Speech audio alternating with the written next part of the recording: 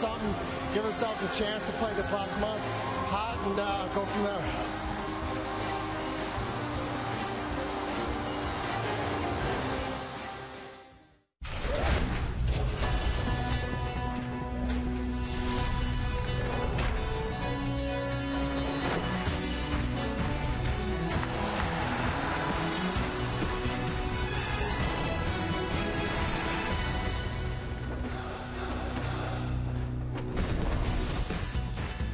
In the world of sports, not many things are better than the old walk-off bomb. Last night, the crowd was going nuts as the Rockies came from a run down and won it on Giambi's 3-run walk-off.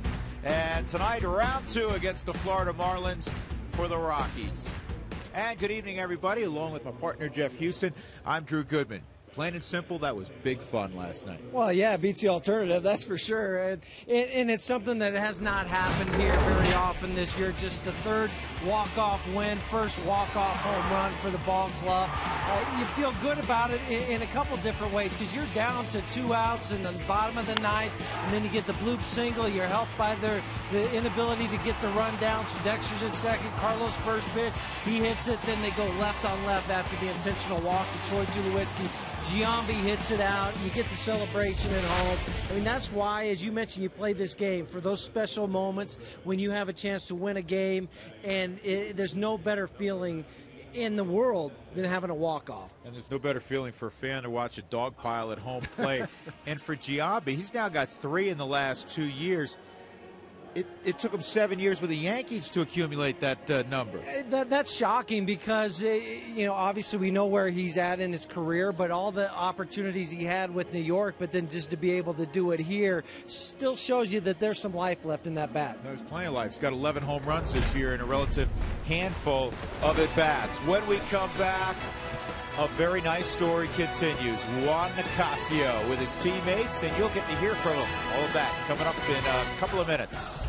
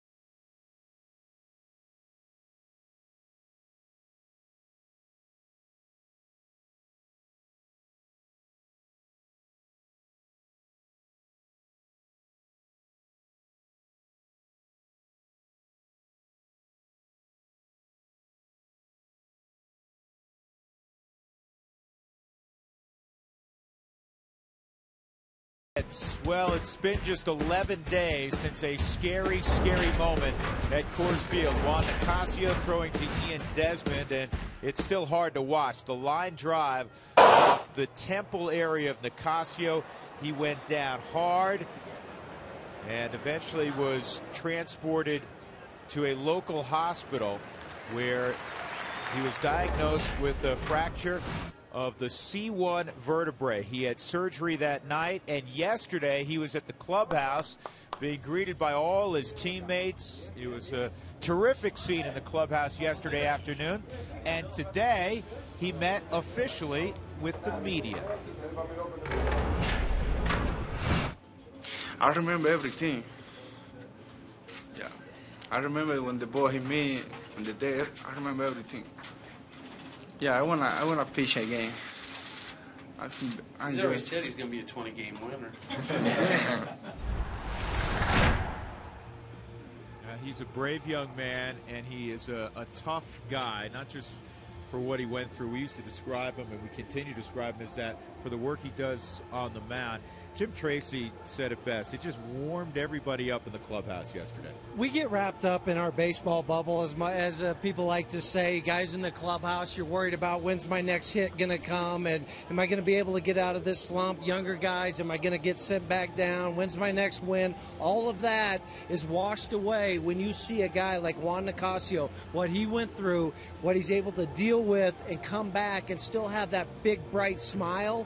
It takes you away from all those things that you worry about in your career to the things that are most important, and that's your health. And it was good to see him. Absolutely, and you accurately described it as well. He had a beautiful smile on his face today again, and mom's in town, and that makes everything better. So Juan Nicasio well on the way to recovery. Rockies try to do it again tonight. Rockies at Fish, come on back with us.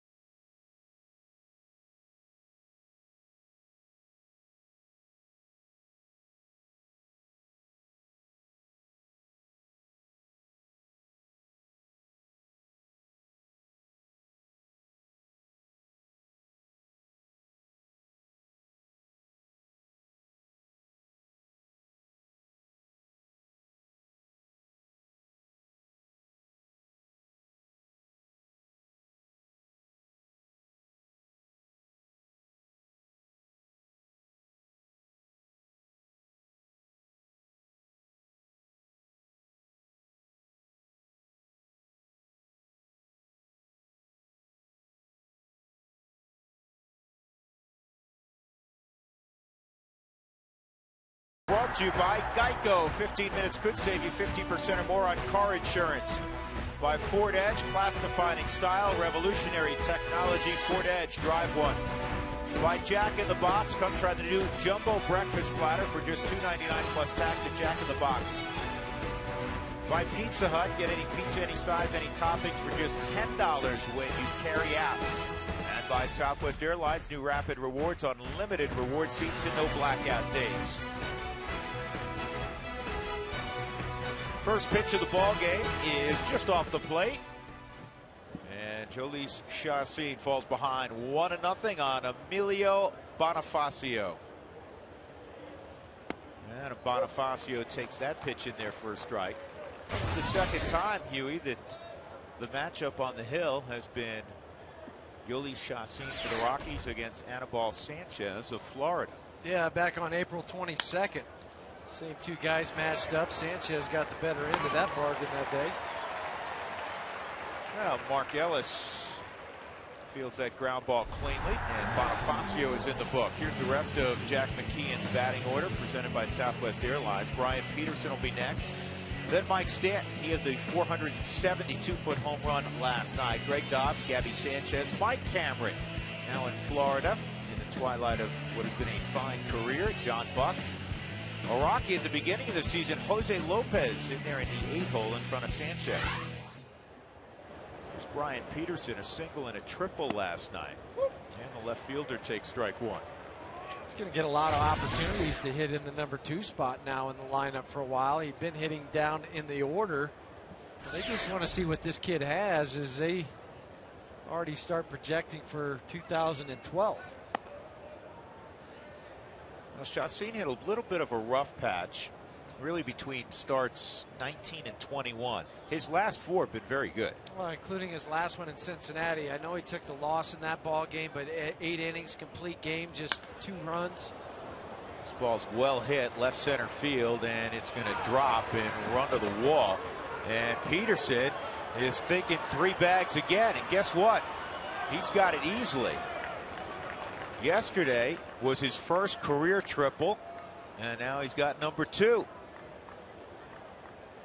He stayed on that ball, and the scouting report talking to various scouts is that, you know, he's got good power, but it's more gap to gap power, and this proves it with this shot to left center field. Off the bat at Chacín, and Dexter can't run it down. Seth Smith gets it, but Peterson runs pretty well underway because he cuts the bags just like you would like to. It doesn't matter whether you hit it with your right foot or your left foot, but drive down to get to that next bag. Let's see how Chacín works to Mike Stanton. Well, don't hang him a slider. Yeah, I think that would not be advisable based on what we saw last night.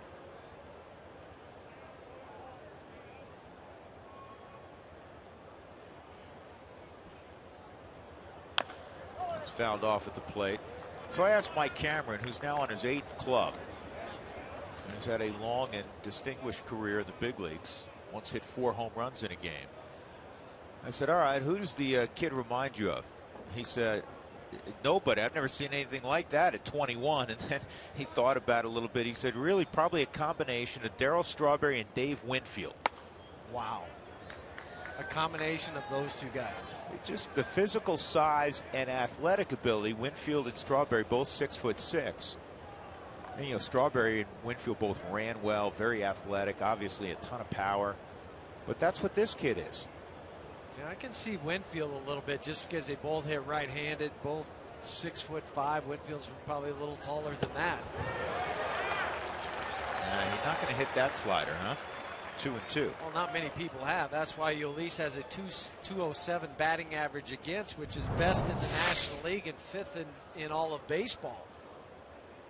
I mean, that's just a wipeout slider that you couldn't hit it even if you knew or were looking for it. They set up away again, and they go fastball away.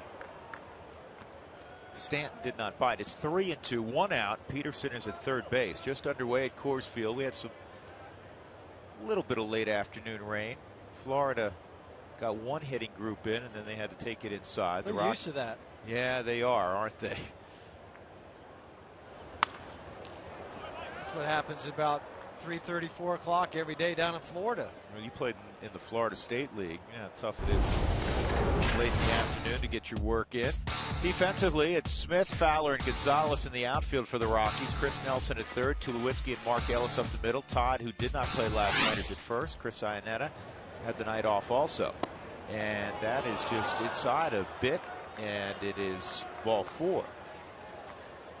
It was inside on the 4th strike zone, and that's now 22 walks for Mike Stanton after the All-Star break. That leads all of baseball. And you know what?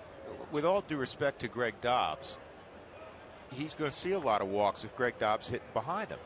Text the Booth is back tonight. Text in your questions. We'll answer them live on the air. Text chair followed by a space and then your question is 720-720. It's brought to you by Office Liquidators, Colorado's largest selection of mesh back chairs. We have mesh back chairs, don't we? These are nice. They're from Office Liquidators. They sure tell the difference when we go out on the road and they give us some of those folding chairs we have to sit in. Oh, stop. They're not quite folding chairs, but they feel like it. Just nice padded. Put a little more meat on your body. Just follow your eating program. Well, try not to miss a meal. 0-1 on Dobbs. Look like a changeup, high and away. 1 ball, 1 strike. But again, it's not to punish the work of Greg Dobbs, but any pitcher, any pitching coach, any manager is going to look at the lineup and say, if Stanton can beat us here, we're going to pitch around him and take our chances with Greg Dobbs, who's an accomplished hitter, but he's never been an everyday hitter, and he's certainly not a guy that you fear as a cleanup type hitter. But that's where they miss a guy like Hanley Ramirez, who had been hitting cleanup once Jack McKeon came over and said, I want you to be that guy, be that hitter in the 4 spot behind Stanton in front of Gabby Sanchez. And I think if you ask middle of the order hitters, they'll tell you that the protection, quote unquote, element is overrated in terms of, oh, I get more fastballs if so-and-so is behind me, unless, and I'll tell you what the unless is after this pitch. Here's a 2-1. That's in there, 2-2. Unless you have somebody that truly is not a middle-of-the-order guy behind you. In other words, you know, with Carlos Gonzalez, Tulowitzki behind him, you know, you're going to have, he's going to see some pitches. Now, if you have somebody, you know, on a ton of injuries and all of a sudden you have a much lesser player in terms of impact bat, then you do see where they pitch around you, and maybe you won't see as many fastballs. And as you mentioned previously, Greg Dobbs is that guy. Great pinch hitter is Dobbs, but a guy that if he was playing on another ball club would probably be hitting maybe 7th in the lineup. Right. I mean, but not to take anything away from Greg. No, but he's again, not a 4-hole hitter in the major leagues on a winning ball club or on a regular basis. And see, he's gonna show it to everybody as he gets a base hit here. Dexter had trouble picking it up, and Dobbs into second, Stanton to third. It's 1-0 Florida. Or maybe you heard us talking about him.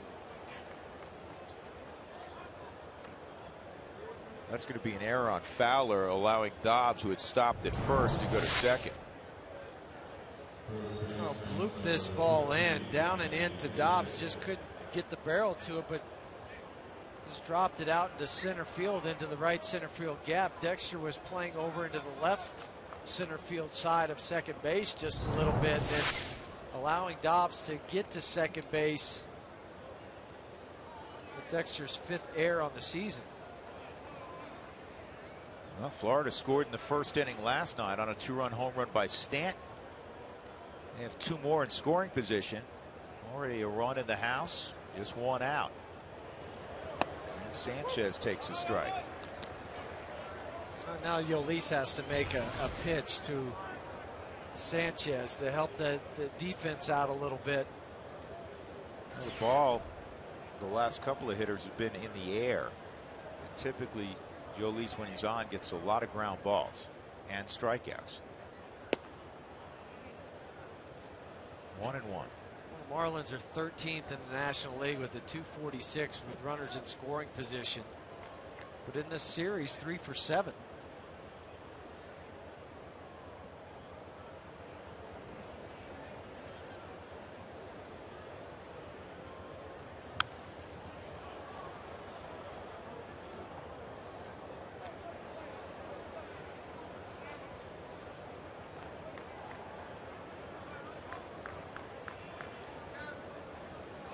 Marlins, despite the loss last night, 7-4, still have won 14 of their last 19 road games. They've been far superior road team than home team, coming off a 1-9 homestand.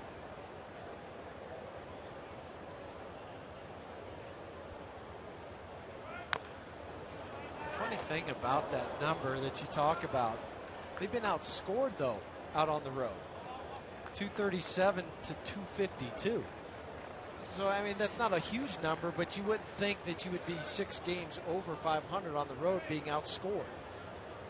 Well, we ran the run differential stats a few days ago when we were on the road trip.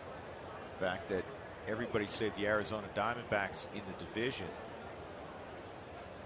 had a negative run differential, including the Giants, who were at the time 10 games over 500. Already in the Giants game tonight, they've lost Jonathan Sanchez to a twisted ankle. That's been going around. Zito is maybe done for the year with a twisted ankle. And they had to put Sergio Romo on the DL. Also, Carlos Beltran went on to the DL. Kind of waited with Beltran. They finally had to put him on the shelf. 2-2 with Sanchez. And that's pretty slider there to strike out Gabby Sanchez for the second out of the inning.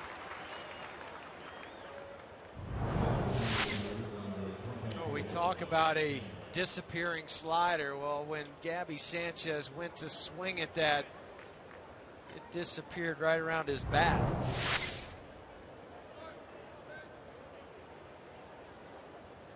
So here's Mike Cameron. He had a couple home runs in a ball game recently for Florida. He was traded on July 6th from Boston to Florida for a player to be named later. And it had historical significance. Mike became the first player in Major League history to have a multi-homer game for 8 different clubs. Well, he's always been a Gold Glove type of outfielder defensively. Shows you power, but also strikes out a lot.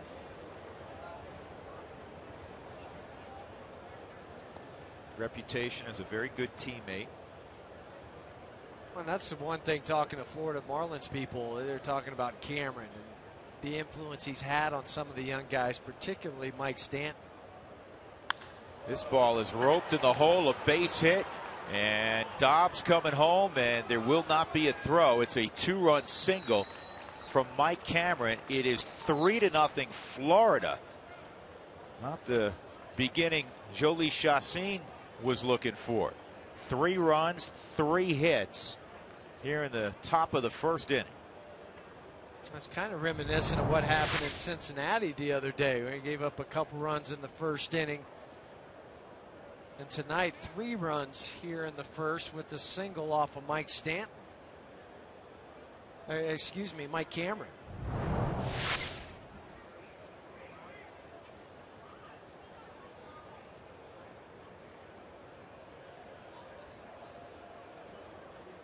One of the familiar lines in sports. Players talk about it. Fans talk about it. Momentum. And there's an old line in baseball that is often repeated. Momentum from the next night is your starting pitcher the following day.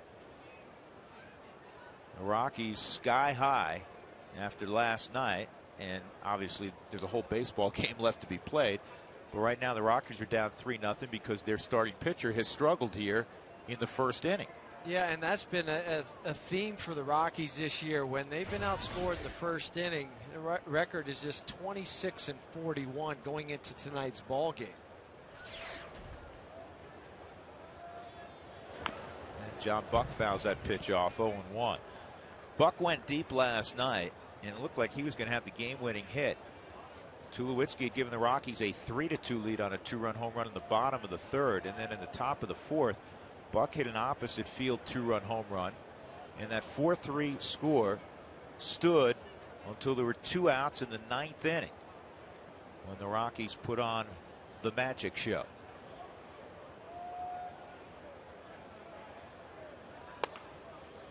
One and one. I know it wasn't lost on Jim Tracy, but the job that Rex Brothers and Matt Belisle did in last night's ball game.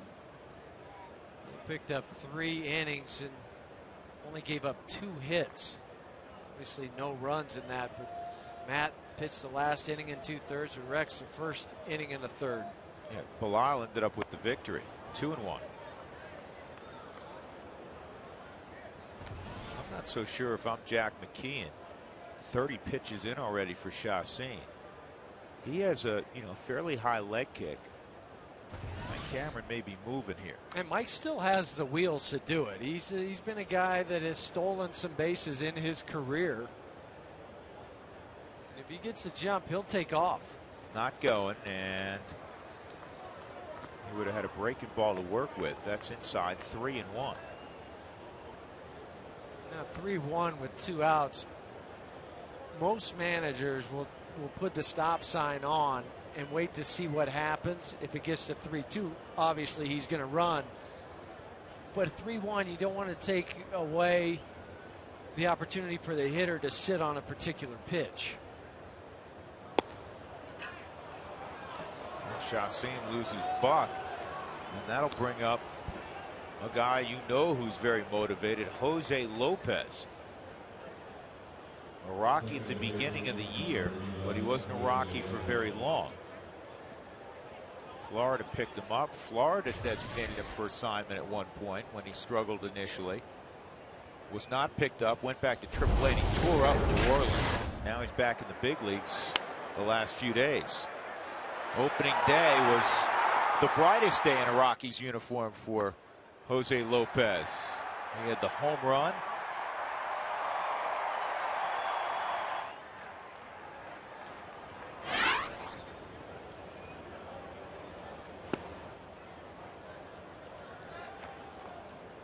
Chacin has thrown 33 pitches, 16 out of the zone, 17 in the zone. And that's kind of what it's been like for Yolis the last 10 or 11 starts, except for 2 or 3 mixed in there where he had command of that fastball. When you talked of the start in Cincinnati, he got a credit for a complete game, second of his career. It was a loss. But the 2 runs he gave up came in the first inning. Yeah, and they were after 2 outs. He got the first 2 guys out of that inning and then gave up some hits. Gave up 4 of them. And I think there were only 2 hits the rest of the way after that. Yeah, with 9 strikeouts. It was like a different pitcher the second inning. He froze 3 guys on just a relative handful of pitches. And he just threw 111 pitches in that game for the 8 innings. He's already at 35. He's 3-0 on Lopez. And that misses. Ball 4. And Chacin has bouts like this where he just can't find the strike zone. And nobody can go out there again. Bob Apodaca, you don't want to see that in the first inning. The phone call down to Jim Wright in the bullpen. Probably calling Escalona to get up. It's the long guy out in the pen. That's the last thing those guys are thinking of out there. Barely have time to settle into the seat. Sanchez at the plate, as the Marlins have hit around here in the first. 3 hits, 3 walks. Bases loaded, and that's not close. Try something else. Try to go to a breaking pitch because he can't throw the fastball right now for a strike. Try a different release point.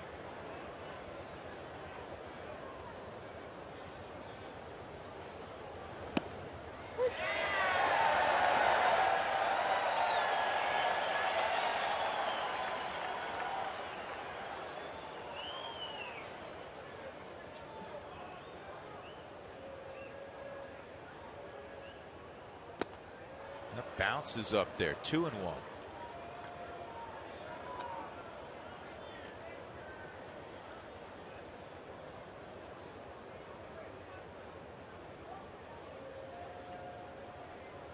Bonifacio grounded out, then triple, walk, single, strikeout, 2-run single, walk, walk. Here's the 2-1 on the pitcher, 2-2. I think if Anibal Sanchez had swung at that, Jack McKeon would run out there and tackle him. Even at 81, he's going to say, nope.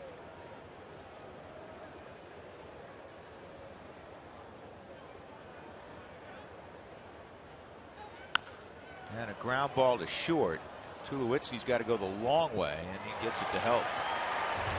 Rough first inning for Jolie Chassin. He gives up 3 runs.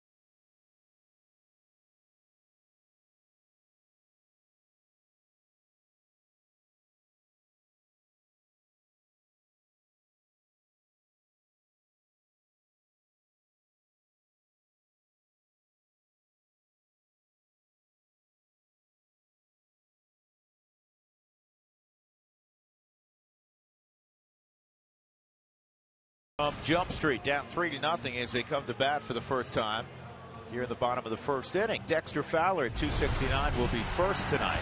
Southwest batting order will have Mark Ellis in the 2-hole. Then Carlos Gonzalez, big double in the 9th inning with 2 outs to tie the score at 4, setting up the heroics eventually of Jason Giambi. Tulowitzki had a home run last night, a couple of hits. Todd Helton, Seth Smith, Chris Nelson 3 for 3 and a walk last night. Chris Iannetta and Chassin. Anibal Sanchez has not won in 11 starts, and he got off to a terrific start. He was 6-1 with a minuscule ERA the first couple of months. Yeah, last win was June 10th. The Marlins since that time in those 11 starts just 3-8, but Sanchez personally 0-5 with the .531. Now, in his career against the Rockies, he does have 2 wins, but he's never started here at Coors Field. So it'll be interesting to see how the slider and changeup curveball are affected tonight.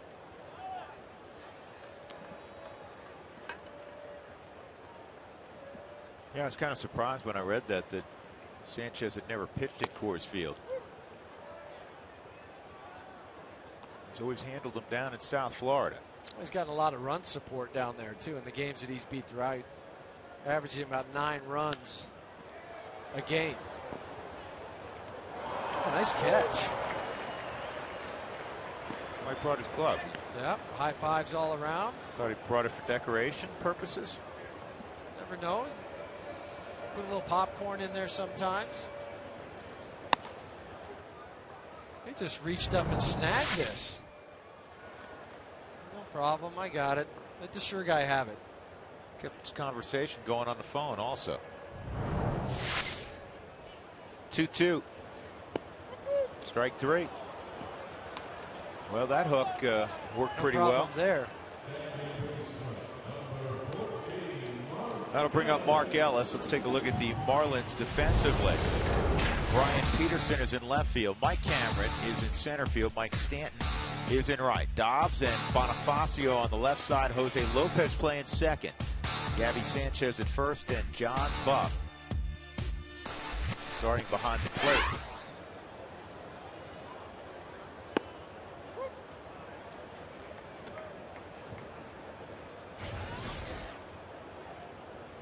Sanchez will throw the fastball 55% of the time.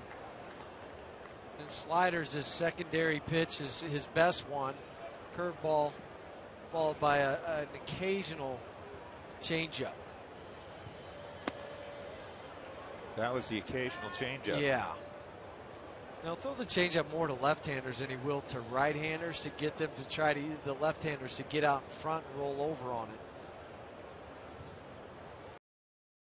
That's strike 3 on Mark Ellis. He dropped a slider on Fowler. He just dropped the slider on Ellis and froze him.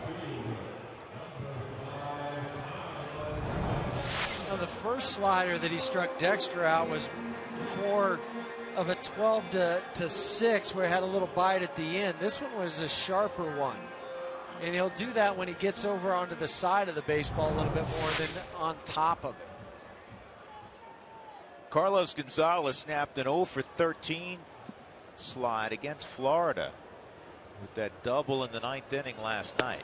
And he takes a strike. He didn't wait around on that at bat in the 9th inning. Jumped on the first pitch he saw from Leo Nunez. Remember the game winner he had, the only other 9-inning walk-off win for the Rockies? He did the same thing. This is a fair ball.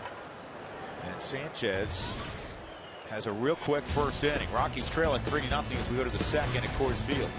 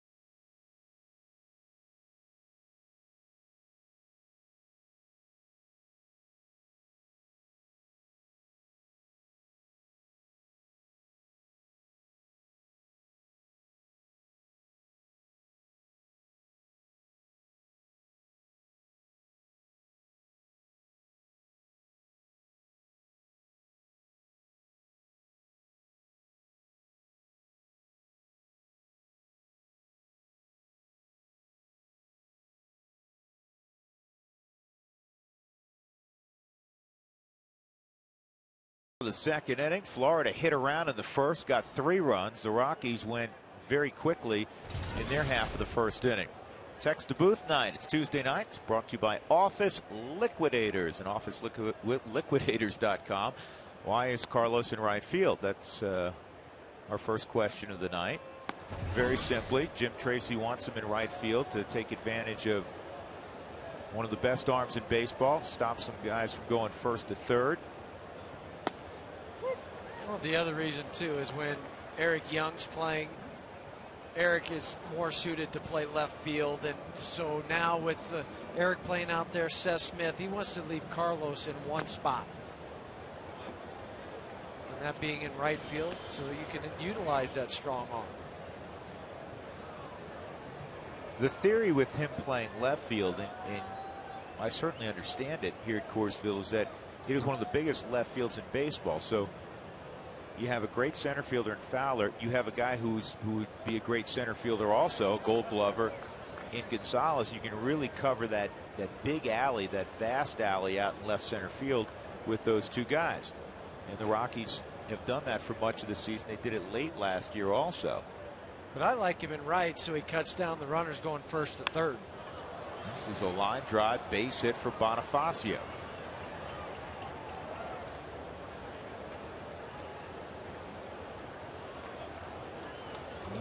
That first inning was 41 pitches for Yolis compared to just 11 for Anibal Sanchez.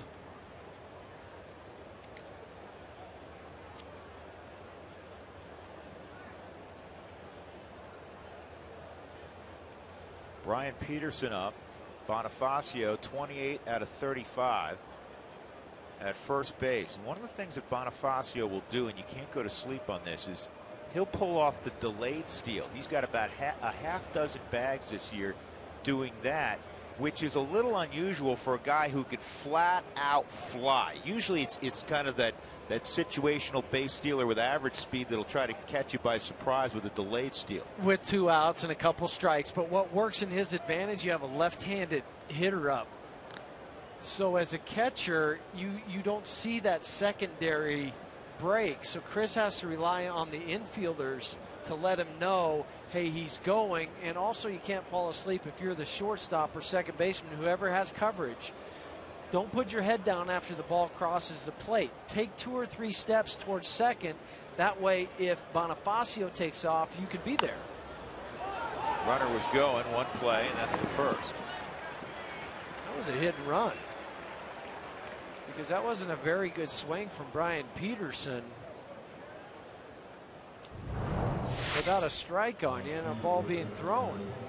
Yeah, that was a hit and run because that ball was way outside. That's a good job by Peterson. That's all you do. That when they ask you to do that, you just try to put the ball on the ground. Mike Stanton at the plate. He walked and scored an inning ago. Put a pick play on, and that goes into center field. That's the second Rockies error of the ball game. And the 4th on Yolis. Well, the way Sanchez has pitched against the Rockies traditionally, already down 3-0. The Rockies are going to have to pull the infield in here. Yeah, and that was just a bad throw. And Mark Ellis, they ran the pick play where the second baseman will flash his hand. The throw has to be better than that. Smoke to third. Good pickup. Nelson comes home. And Chris Iannetta will get Bonifacio.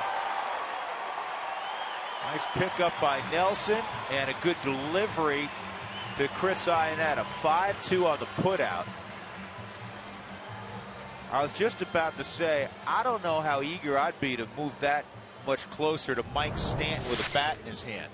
Well, and that's why Chris is back a couple steps behind the bag, but smothers it. Strong throw to Iannetta. Get Emilio on the tag and then take a peek to see where Stanton was.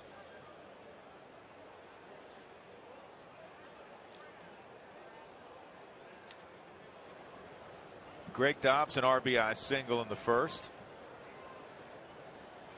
Hitting .311 out on the road this year.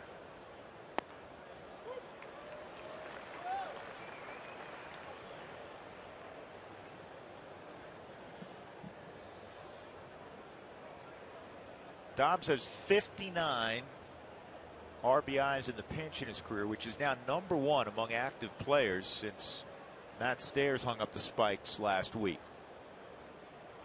There goes Stanton, and the throw by Iannetta is right on the bag. He gets it.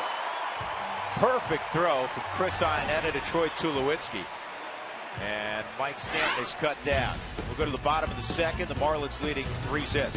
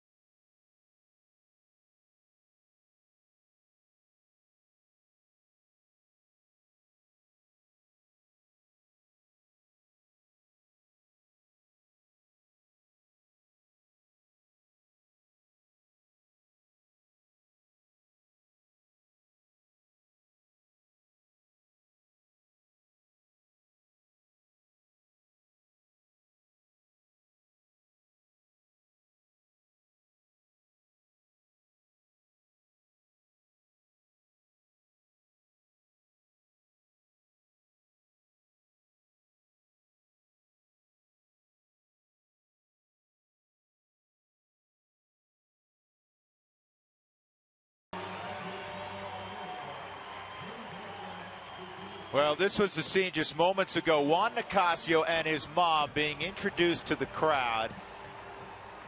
And a standing ovation for over a minute for Nicasio. Eliezer Alfonso also in the picture there. It's mom arrived just on Sunday with visa issues. Difficult sometimes, obviously, getting from country to country, but mom is here taking care of her not so little baby boy. Well, what was neat also was the Florida Marlins. Everybody in their dugout stood up and was applauding. Guys out on the field were applauding. Keith Duggar said today in his press conference when he was down there with Nicasio that they've gotten emails, calls from every single ball club all over the world. This ball's driven to deep center field by Tulowitzki, and it is going to leave. Long home run for Tulowitzki, number 25. And it's 3-1. That's the first career hit for Troy against Anibal Sanchez. And what a way to get that first one. Talk about the ball that Mike Stanton hit last night. Well, there was no doubt about this ball off the bat of Troy either.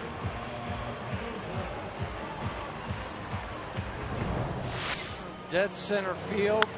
Fastball. You saw John Buck trying to set up inside, and that ball came back over the middle part of the plate. That pitch off the plate, ball one on Helt. So it's a 3-1 ball game. And here's the even better news. Helt hits one towards the hole. Nice pickup there by Jose Lopez. When Tulowitzki hits a home run, the Rockies are 18-6 this year.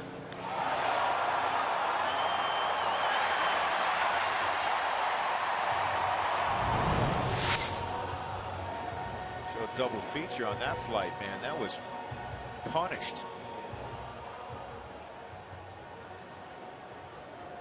Seth Smith at the plate.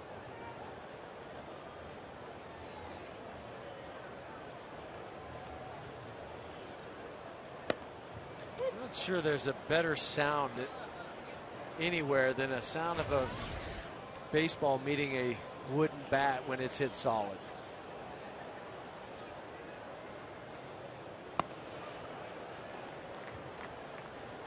So you like it better than the ping, huh? A lot better than the ping. Although there's not as much pinging anymore with the way they deaden those bats, and rightfully so. Yeah, the BB core, just because of the man we were honoring a couple of minutes ago, Juan Nicasio. What a safety issue. I'd like to see him even do it down into the little leagues in high schools and youth baseball. Well, they're going in that direction, yeah, with the BB core bats. High school next year starts January 1st. You have to go to the BB core. I know in the Arapahoe Youth League they're going to BB core Good. bats. Heck, I'd be all in favor of going back to wood. I actually hope it gets to that point now. Cost becomes an issue. But they make those bats now, though, that they're tough to break. And you could spend $100 on a wooden bat that lasts you almost as long as a wood or aluminum bat that you pay $250, $300 for.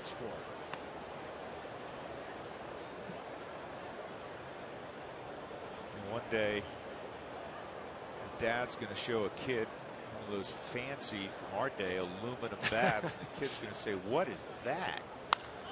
This ball's well hit center field by Seth Smith. And Bonifacio is going to watch this one clear the wall. Seth Smith hits one to a very, very similar place that Tulowitzki just went. It's 3-2 for Smith, number 13. That ball just kept traveling. And that goes out to 424 in the corner out into left center field. Oh, belt high, and Smitty gets those arms extended and ends up right on that walkway. For Seth's 13 home run, 50th RBI. He's on a little power surge. 4 home runs over the last week. Chris Nelson. Big cut. It's going to hit the stairwell, I believe. Yep. Second base umpire Mike DeMuro did a nice job getting out there. This ball's well hit to right center field by Nelson. It's going to die in the glove of Stanton right in front of the wall. I thought for a moment that one may go. Especially here at Coors Field, because right center field usually is that wind tunnel where balls are, even though there's not a whole lot of wind, but the ball just seems to really carry over that way. Jack McKeon just shook his head. He said, oh, it's going to be one of those nights. Oh, Chris coming off the 3-for-3 performance last night, hit a couple balls real hard in that ball game. Gives it a ride to Mike Stanton. Chris Iannetta fouls it off. For the homestand Chris had the last time the Rockies were in town, 10 for 17, couple home runs. It helped to raise that average to over 240.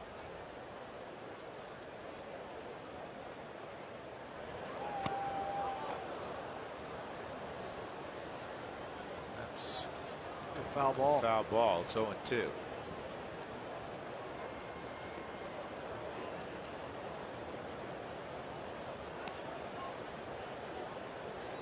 How about last night, Jeff? The Rockies trailing 4-3 going to the ninth inning and win. First time this year. The Rockies were 0-55 trailing after 8 innings. Just another one of those stats that gives you an indication as to why the Rockies come in at 57 and 66. I put it right up there with that 17 losses on Sunday. Can't explain it. Nope. Iannetta thrown out, but the Rockies get a couple of solo blasts. Troy Tulowitzki, and then Seth Smith.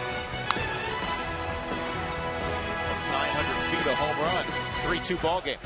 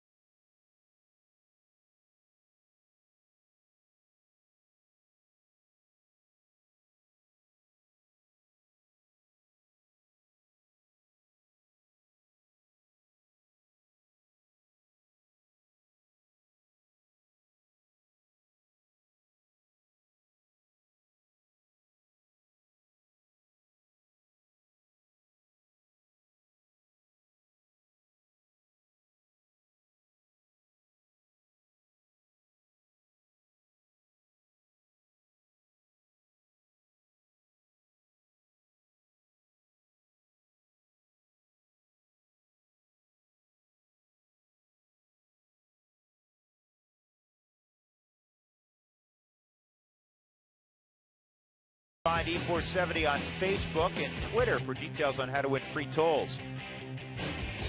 Marlins will head out of town after they play tomorrow night against the Rockies. Thursday, an off day, and then the Dodgers are in town. Saturday, no television. That's in the national TV window, so you'll have to get on out here to Coors Field. And then on Monday, the Houston Astros will come in. First time the Rockies will see Clint Barmas and Astros this year before the final week of the season. Greg Dobbs will lead it off in the third inning, and Chacin misses high. Solis has thrown 51 pitches already in the game. It helped last inning. He only threw 9 pitches. 41 or 41 in the first inning, 9 in the second. Well, he was fortunate. He gave up the leadoff hit to Bonifacio. And hit and run on the first pitch. And then Mike Stanton was thrown out stealing. Bonifacio eventually thrown out at the plate on a nice play by Chris Nelson. He was going on contact. 2-1 on Dobbs. Gabby Sanchez on deck. And this is rifled to right. Cargo sets his feet. Dobbs says, Somebody asked why Carlos Gonzalez in right field. That's a small example. And it's not to say Seth Smith wouldn't have held Greg Dobbs to a single, but by reputation alone, Dobbs shut it down very quickly. So now the double play's in order. Obviously, there's not a runner in scoring position to begin the inning. That's why you went Gold Gloves, too. Reputation alone will keep a lot of people from running on you. And once you establish a strong arm, then people just stop doing it. Sanchez takes ball one.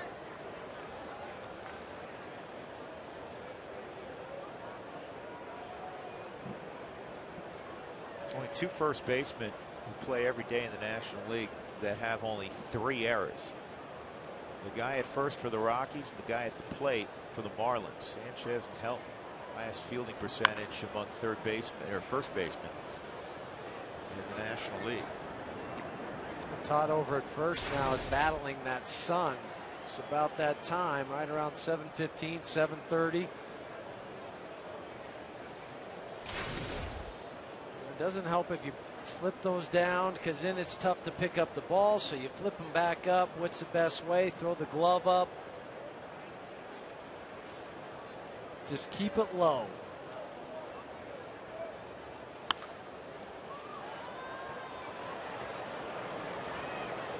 That's out of play.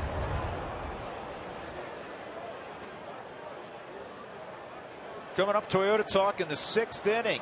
And here's what you do. You text Toyota, Toyota, followed by a space, and then your comments or questions to 720-720. Huey's got another topic for you. I'd just like to see what folks, if you could be any coach on a big league team other than the manager, which coach would you like to be? Oh, I like that question.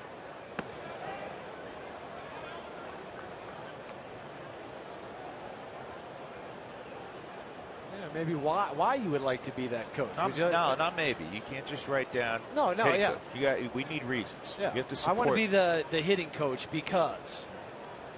And keep it to 600 words or less. 2-2 on Gabby Sanchez. That's outside 3-2. It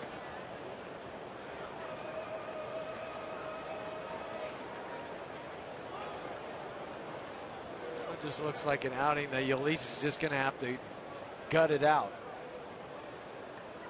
Because right now, the command of any of his pitches is not there. See if Dobbs is moving.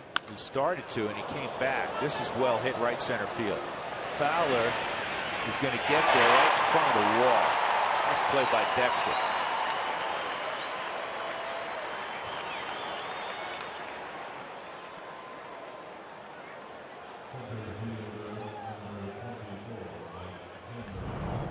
We saw Dexter make the catch out in left center field last night on a ball you didn't think he had a chance to get to. This one he had to slow up a little bit as he starts to hit the warning track. Brace himself. And then spin and throw to get Dobbs to go back to first. Mike Cameron's coming up. 3 runs. 5 hits allowed by Chacin, and he's walked 3 hitters.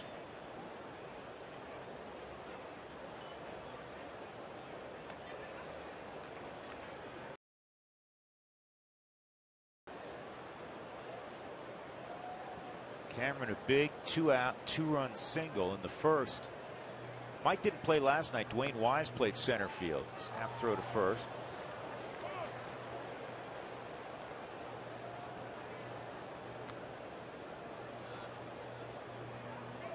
Wise a couple hits in the ball game, went 2 for 4.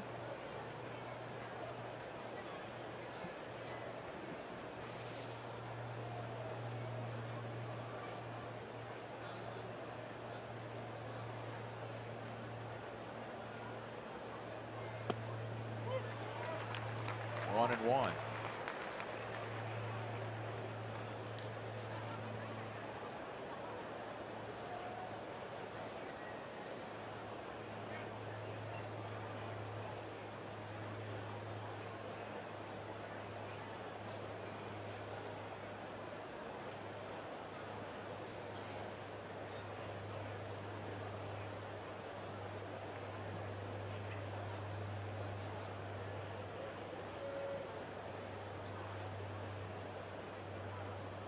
Dobbs bounces off first, and Cameron committed.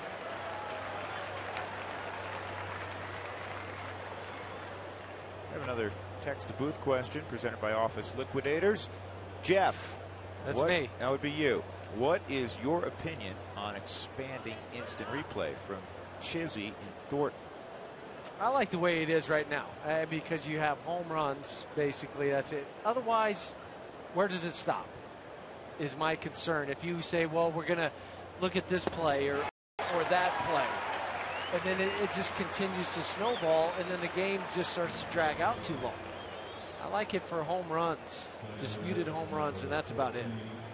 The only way, I tend to agree with you, the only way I could see a change that doesn't drag, because I don't want to see umpires leave the field, but if you had a fifth official on tag plays, perhaps maybe it's just tag plays at the plate, but then you know, again, you open up a Pandora's box. I understand that, but then you could say maybe that guy got on to first base because of a bad call, and then he comes all the way around to score, but you're only judging him if it was at home then. Right. Well, that's why there's no easy answer, but again, I don't want to see, if you do expand instant replay, I don't want to see all, you know, umpires leaving the field and running inside for 2 or 3 minutes. Nice pickup by Nelson. What a play. He made that look easy as he throws out John Buck. Leadoff single by Dobbs. He was stuck at first base. 3-2.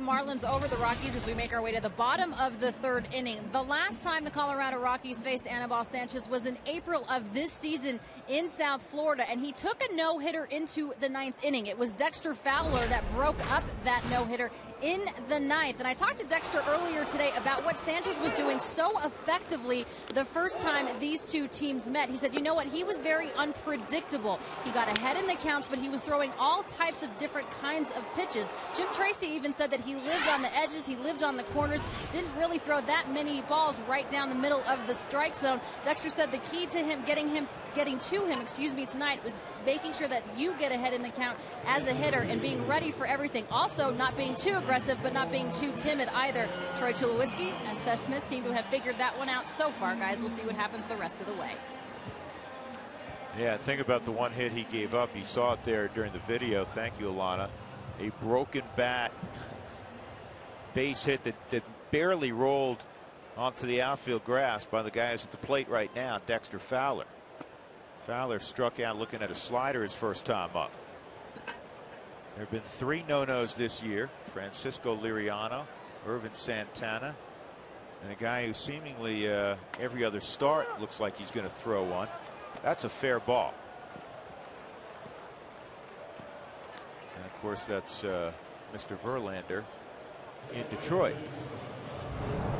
That's Andy Fletcher's call right now because it's not past the bag at first base, and you can see where Gabby Sanchez was when he caught that ball. I know his momentum went over into foul territory. Andy Fletcher immediately got out and looking right down the line, and then it's Jim Reynolds' ball once it gets past the bag. First base umpire. Strike one on Mark Ellis with 2 outs. Rockies don't have a walk. They don't have a single. They have 2 solo home runs against Sanchez.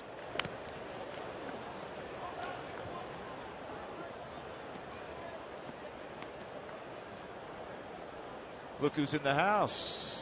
The author of best-selling book many years ago, Men at Work, George Will. Guest at Dan O'Dowd and Dan's box a couple doors down from us.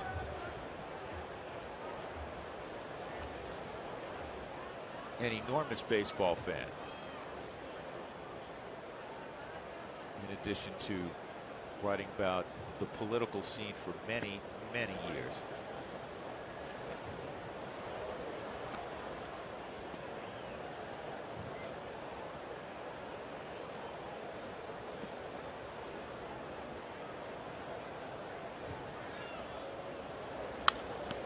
And this is fouled off.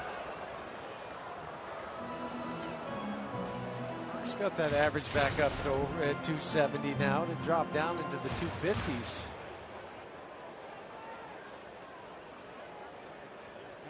Back on track on that last road trip.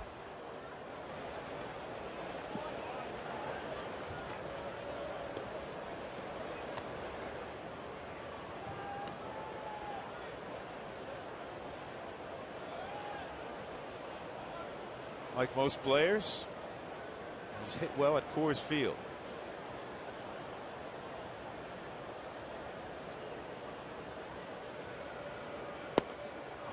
Sanchez with another strikeout. He's got 3 of them. He's got Ellis twice. 1, 2, 3, third inning. Florida 3, Rockies 2. We go to the 4th.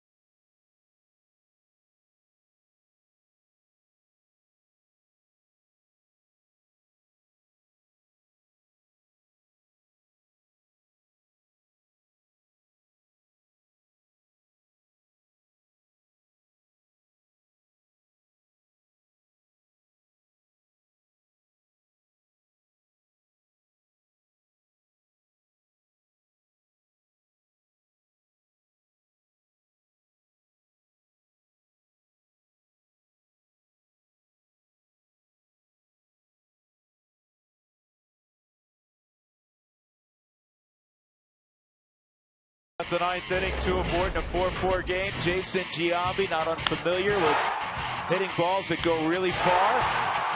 That was number 426 of his career, a walk-off 3-run bomb. Be sure to text Mick D to get a free Egg McMuffin or Big Mac with the purchase of any drink. One per person, valid tomorrow only at participating Northern Colorado, Nebraska, and Wyoming McDonald's. Jose Lopez takes ball 1. The big man with number 426 last night tied Billy Williams, the Hall of Famer of the Chicago Cubs, for 43rd on the all-time list. This is over the head of Dexter Fowler, and Lopez with a double.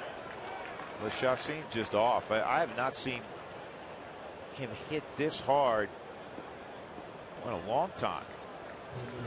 Usually when he struggles, it's because of his command. His command hasn't been great tonight, but a lot of balls have been barreled. Yeah, because they've been in the middle part of the plate. That's why, and it's been up into the zone typically. The other thing is he's not been able to throw breaking pitches for strikes. So major league hitters know that. They file it away into the brain, and then they go up to the plate. They don't have to look for anything else but the fastball. Talk about charging hard. Todd Helton on that bunt attempt by Sanchez was not more than 25 feet away from home plate. And what you try to do is you try to time it just as that ball is being delivered, so the batter doesn't have time to pull it back, the bat back, and swing away. Ooh, that came up and hit him in the helmet.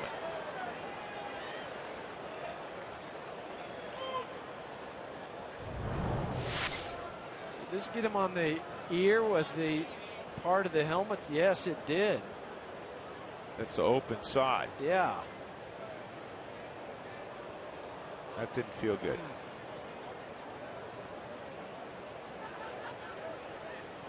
No matter how many angles you look at it, all 3 of them hurt. Well, one thing you could do is maybe borrow Bonifacio's. Does he have the double flap helmet? Or do the old Larry Walker and put it on backwards. That's not going to get the job done. I just borrowed the double ear flap one. Lopez stays at second base, 1 out, and that'll bring up Bonifacio. Geico quote of the day, Jason Giambi.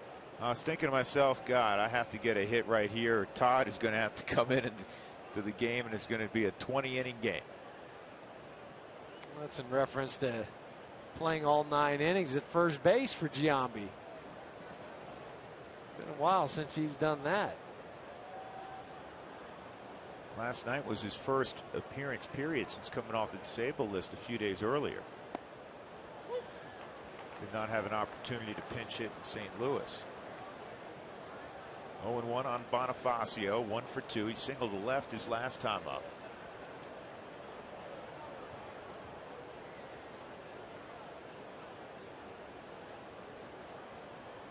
Emilio hit .380 in the month of July.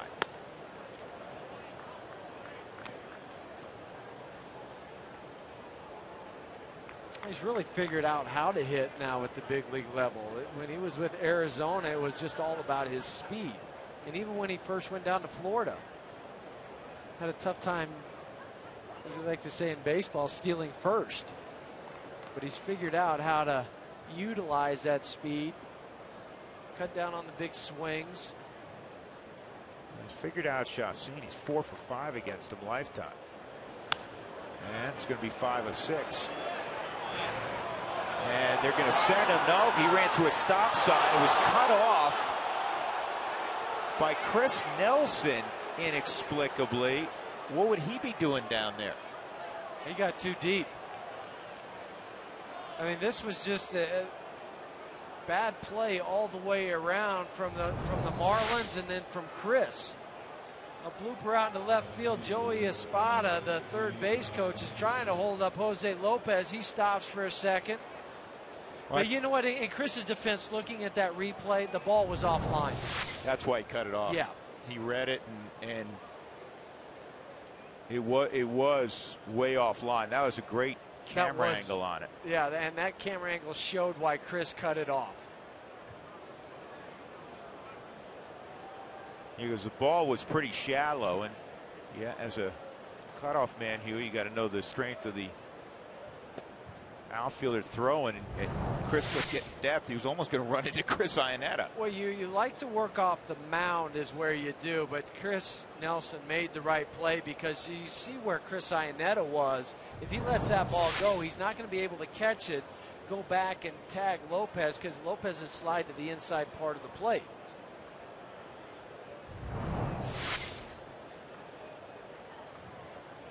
Now right here where Chris catches it, that ball's going to continue to go over here. Chris is not going to be able to then come back, catch it, and swipe back to get Lopez. Joey Espada was waiting, but he put up a stop sign. I think he put it up late. And at that point, Jose Lopez was he was already committed. But an accurate throw, and Lopez is out by probably 10 feet. And that's why Espada was trying to stop him. 4-2, 2-0 on Peterson, and he hits this ball to dead center field and deep. And Dexter can't make the catch. Bonifacio will walk in, and Peterson is going to have another triple. It's his second of the night, his third in the last 24 hours. This from a young man that had never hit a triple before in the big leagues. 5-2 Marlins. And the Rockies are going to have to crank up the bullpen again. Have to get Escalona going. He was up earlier back in the first inning. Talked about Brian Peterson's gap-to-gap power, and Dexter laid out for that ball as far as he could, try to catch it. Got up quickly and got it back in.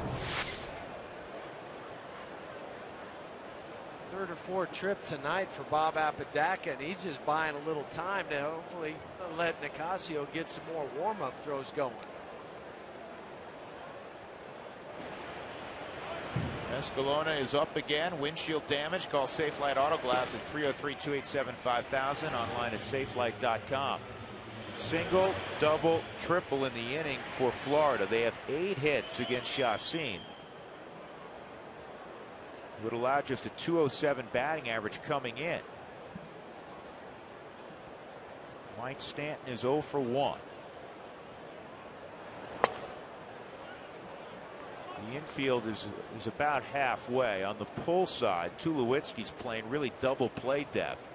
He can do that for 2 reasons. One, he's got a cannon for an arm, and he figures if Stanton hits it to him, it's going to be hit hard. Well, like the ball he hit earlier in the ball game to Chris Nelson over at third base when they got Emilio Bonifacio at home.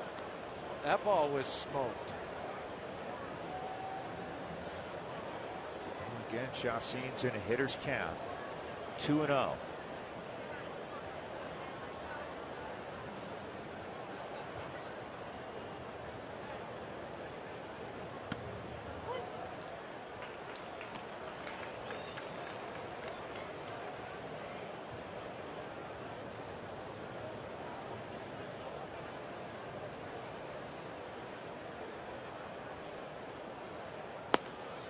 Two and two. Asked Mike Stanton if he had ever been to Colorado prior to playing in the big leagues, and he said as a kid he came to Aspen, went snowboarding. So good. Not anymore. Not anymore. He's gone now. He said, I never played in any tournaments here. He said, because I didn't really play a ton of baseball. I was playing the other 2 sports as well, football and basketball, which makes what he's doing now at 21 that much more impressive. Yeah, up there, up in the high country. He's skiing again soon enough. It's in the contracts of the players. They cannot go skiing or snowboarding, any sort of activity like that where they get hurt. They could null and void that contract. It's a nice little perch up above the bullpen. Watch the ball game and also check on who may be warming up.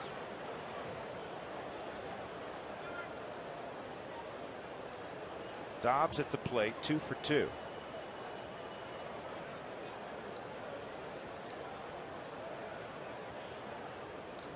Peterson is at third. And Dobbs pulls it down the line. That is a foul ball. Jim Reynolds wheeled around very quickly and made the call emphatically. It wasn't foul by much. All the flight of the ball down the line. 3 or 4 inches.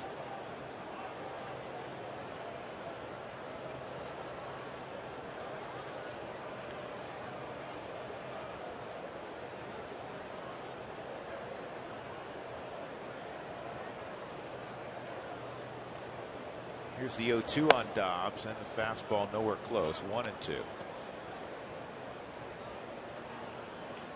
Hey fans, be at Coors Field this weekend to cheer on the Rockies when they take on the Dodgers.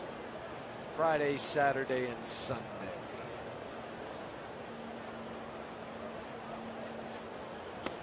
Two and two. Just a quick reminder that Saturday game's a 2:10 start.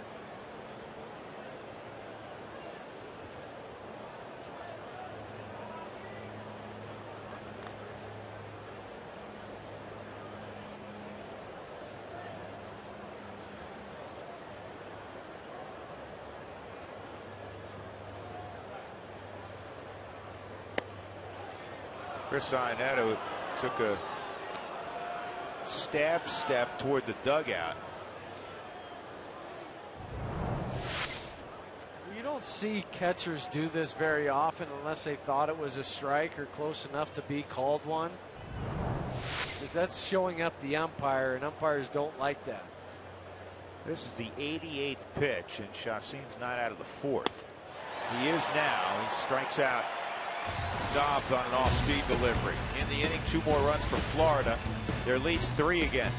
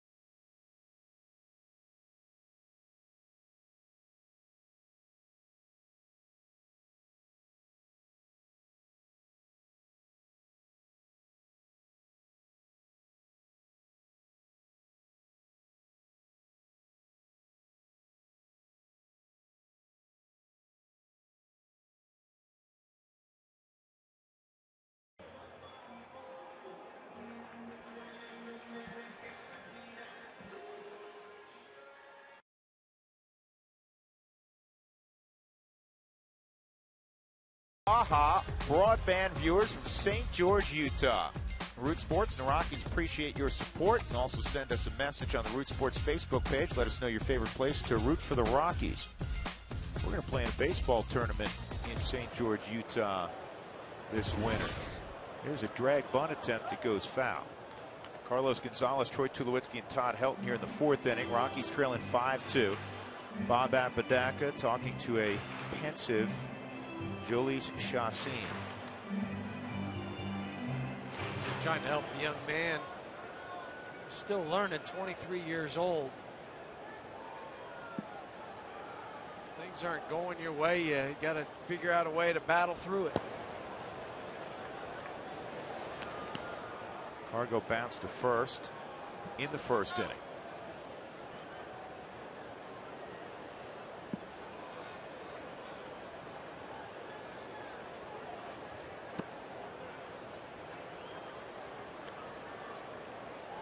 When is that tournament in St. George? I want to say January.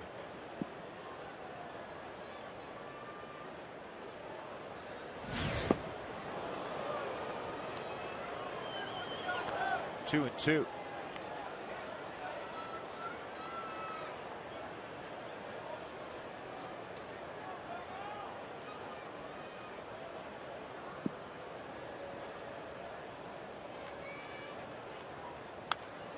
And this ball's fouled back.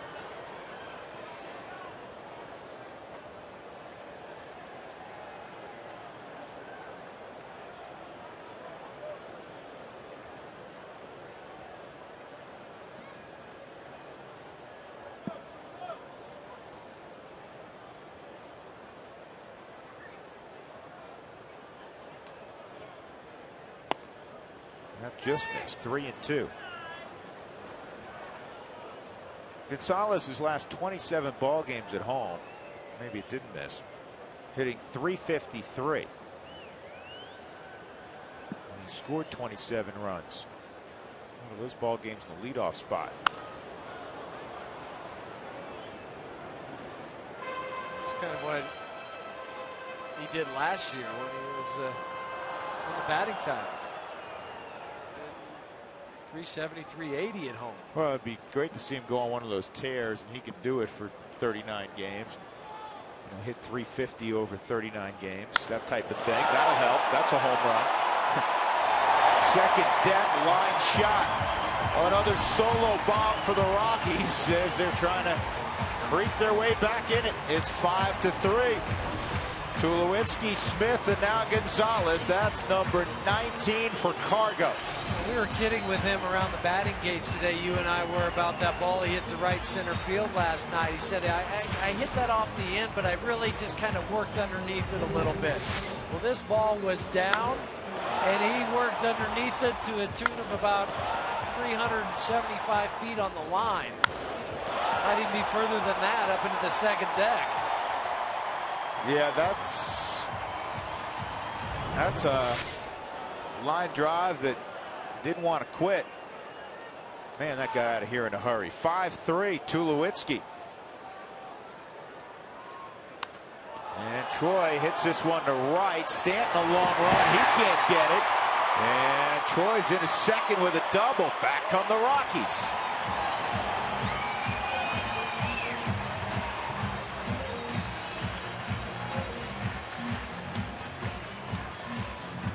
Now 46 multi-hit games for Troy on the season. He's had an unbelievable second half. He's hitting over 400 since the All-Star break. That's because he's pulling the balls he should pull and hitting the balls to the opposite field that he should. He's not just a one-zone player. It's going all over the park. Safe at second, safe and secure, New York Life.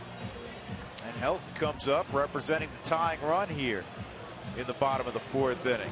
Last 14 games, Tulo's hitting over 400 since the All-Star break. The last 14, he's hitting almost 500. 489 average, 5 bombs, 12 ribbies, 5 doubles, and a dozen runs scored.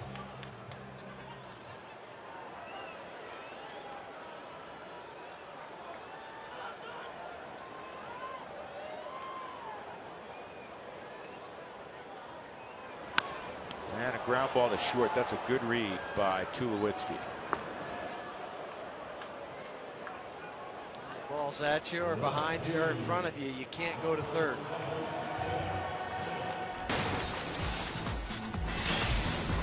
Time for the Coors Light Cold Hard Blast. Second inning. Seth Smith, shortly after Tulowitzki went deep, he hit his home run about 427 feet. The home run by Tulowitzki, by the way, was 445 feet. Dougie, you got distance on Cargo's home run? You have a yardstick, don't you, in the booth? That's going to take a long time.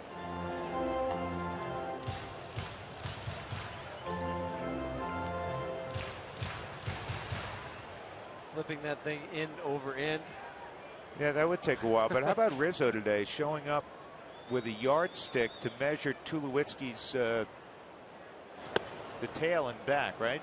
Yeah. What do you call that hairdo again? Last year was the mullet. What is it this year? Rat tail? Rat tail. Well, in my defense, gentlemen, the clubhouse did not have a ruler, and I couldn't just measure the rat tail with my fingers, so I had to have the yardstick. Well, I think you could estimate that it's about 2 inches long. I can tell you that the mullet was a bit more successful than the rat tail. Tulo even made sure the rat tail was wet today to make it look a little longer. Well, how long was it measured at? Well, it was measured at 5.5 from the top of where we measured it last time all the way to the itty bitty bottom where he stretched it out with the water. So yeah, he's working on it. Yeah, you'd certainly need a yardstick for that. I know. I didn't, but we didn't have a ruler, so I just used what I had.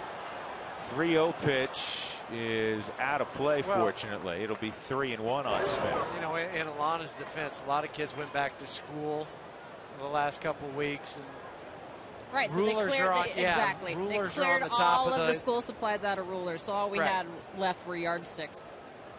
He's hopeful, though, that maybe by the end of the season I'll actually need a yardstick to measure the rat tail. But it's for a great cause. ColoradoRockies.com/wins4kids. Proceeds benefit Children's Hospital and Special Olympics Colorado. So whatever we need to use to measure it, it's for a good cause, guys.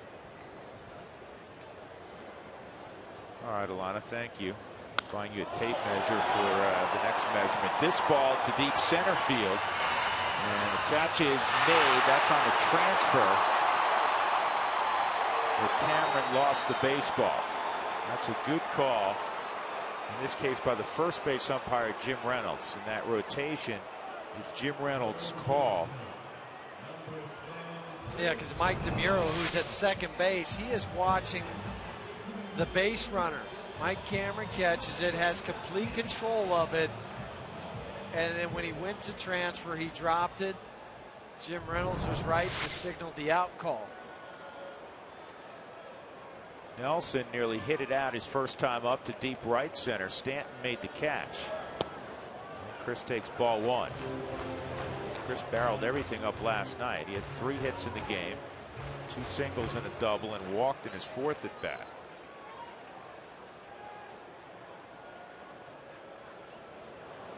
A 5-3 ball game, and this is in the air to right center field. This is pretty well hit. Cameron's had a track workout in center field, so's Dexter Fowler. Well, the Rockies get one back. Cargo hit one in the second deck. It's 5-3.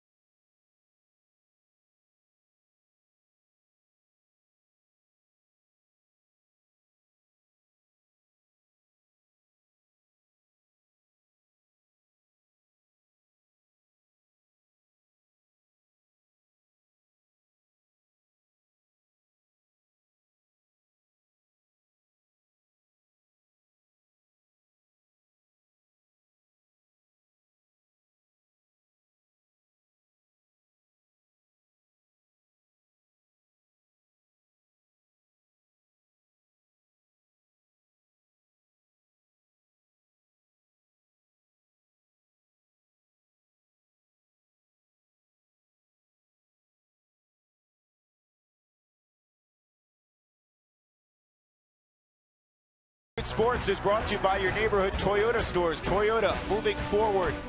By AT&T, the nation's fastest mobile broadband network. And by McDonald's, during McNuggets Mania at McDonald's, get 50 juicy chicken McNuggets for just $9.99.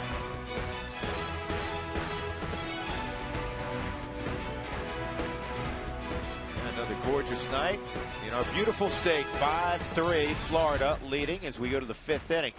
Double switch. Ty Wigginton comes into the ball game. Chris Nelson, who made the final out, departs. The Rockies want to try to get some length out of Edgmer Escalona, as it was a rough 4 innings for Jhoulys Chacín.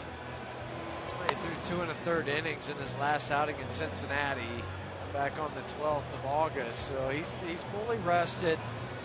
He's pitched 4 1/3 has been his longest outing, and that was the ball game he came in for Juan Nicasio.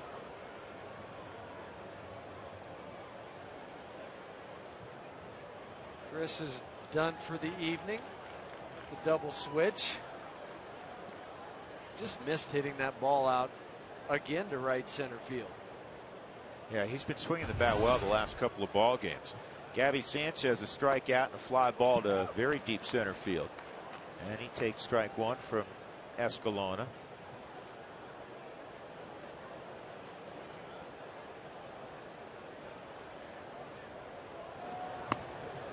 And strike 2.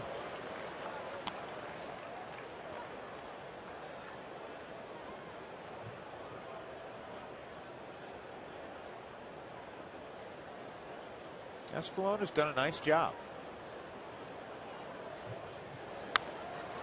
Well, down in the minor leagues, he was more of a 1-inning guy late into the ball game, but he's had to find a different role here to stick at the big leagues. And he's done that, as you mentioned, with an ERA at 164.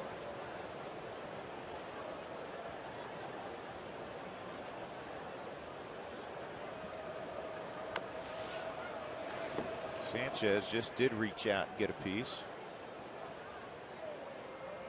We have another text booth question. Hey fellas, who do you think is the key to the Rocks being more successful the rest of the season? Jeff, I don't know about you. I don't look at it as one individual. The Rockies have to get consistent starting pitching.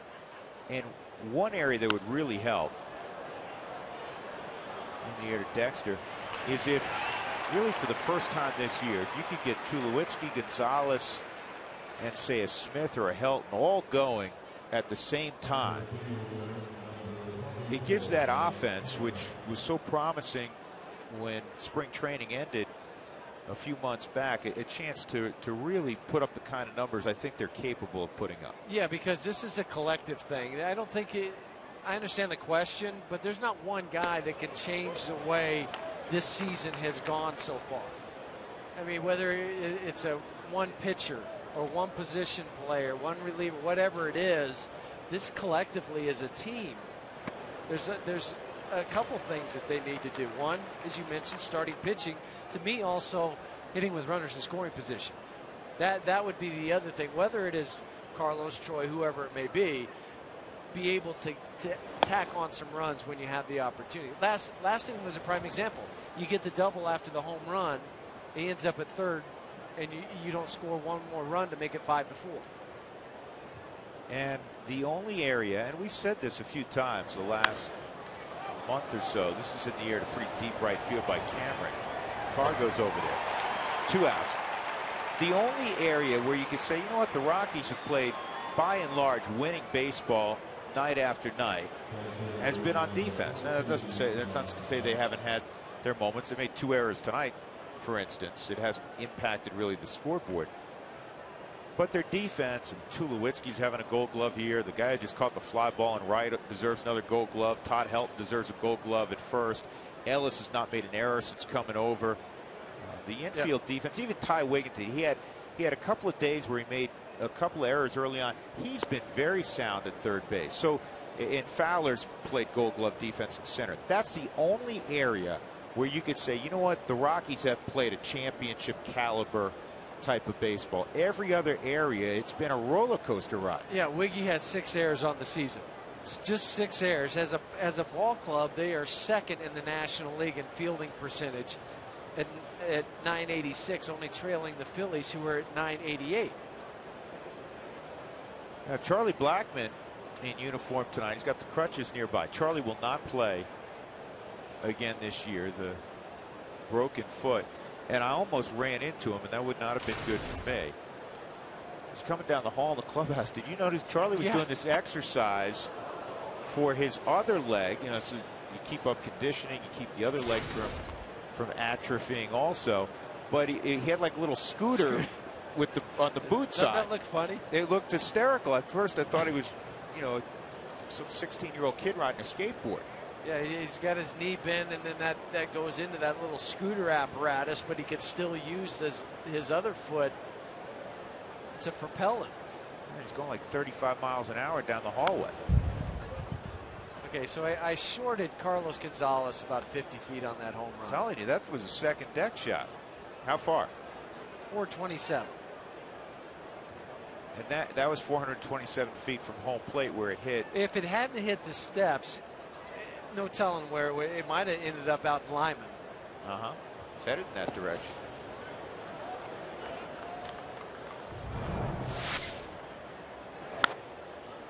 Look at this thing.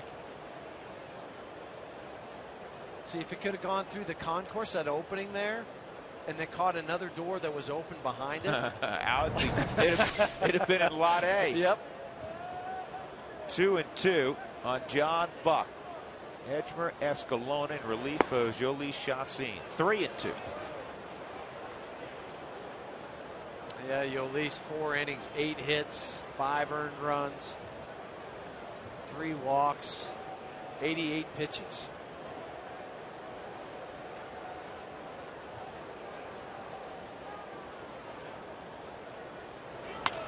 On the ground to short. And Tulowitzki has a decent arm.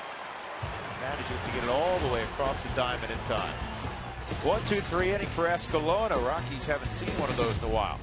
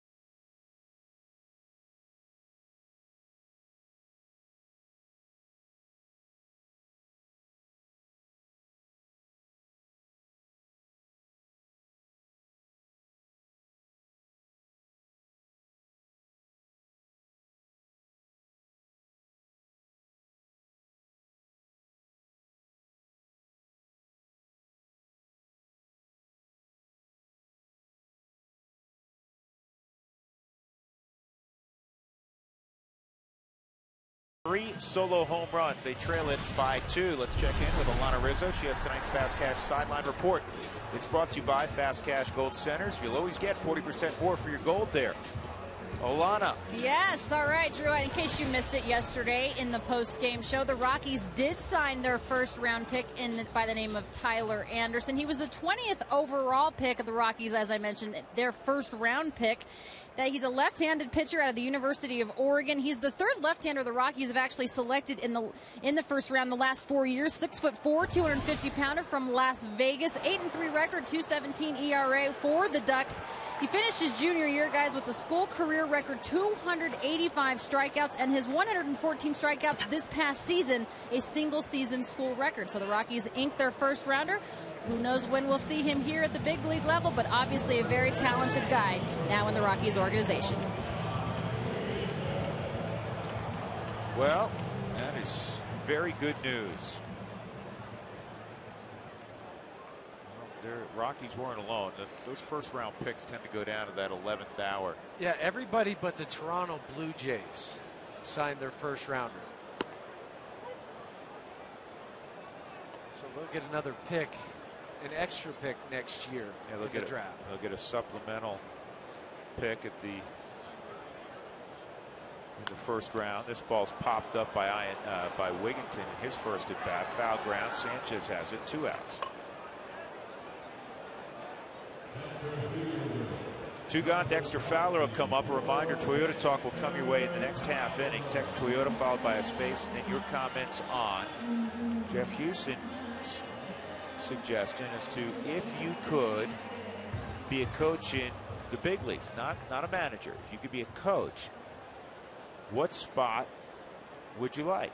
Hitting instructor, pitching coach, infield instructor, first base coach, third base coach.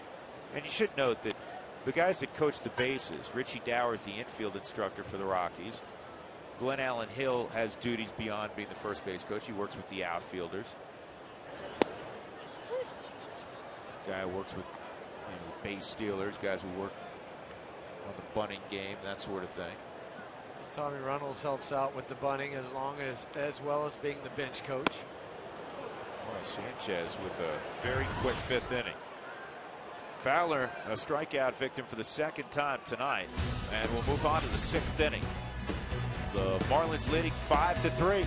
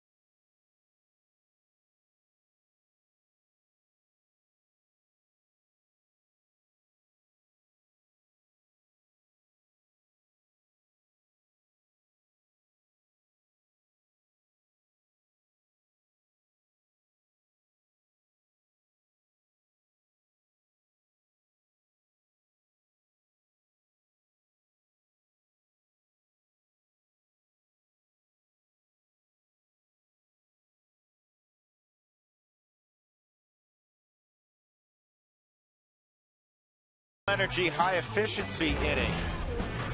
Well, the 5th inning, Edgemer Escalona was very efficient. Gabby Sanchez, fly ball to Dexter Fowler. That always results in an out. Same deal if you hit the ball toward Carlos Gonzalez, as Mike Cameron did, and then John Buck on the ground to Troy Tulowitzki. That's not a good place to hit it either if you want to reach. That's brought to you by Excel Energy. Learn about energy efficiency and how to save energy and money in your home by visiting responsiblebynature.com. And the first pitch swung on and missed by Jose Lopez. A walk and a double for Lopez. Facing Escalona for the first time. Lopez and then the pitcher Anibal Sanchez to be followed by Emilio Bonifacio. With Jeff Houston and Alana Rizzo, I'm Drew Goodman. It is our Toyota Talk inning. National League leaders in batting average since the All-Star break. Omar Infante's on the DL with Florida. Tulowitzki came in hitting .400. That average has gone up. He's 2 for 2 tonight. And like Andy Fletcher got hit. Yeah, on the arm.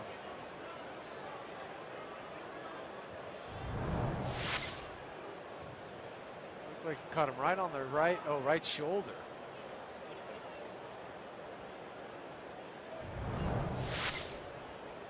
Like Anna's question, Brian Jordan will appreciate that. It's about she'd want to be the strength and conditioning coordinator.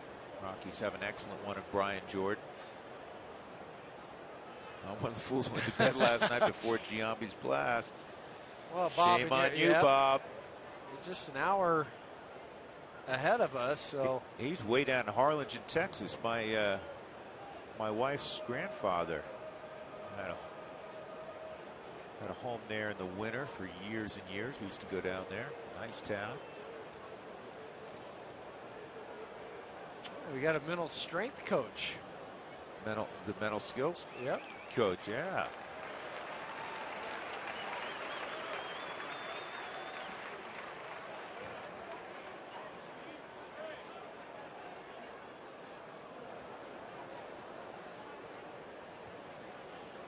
Folks are creative. This was a good question, Huey.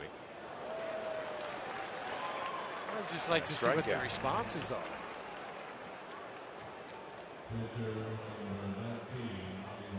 Third base coach, because they give all the signs. Do I have to be a coach, or can I just be the owner? No, tonight the question was a coach.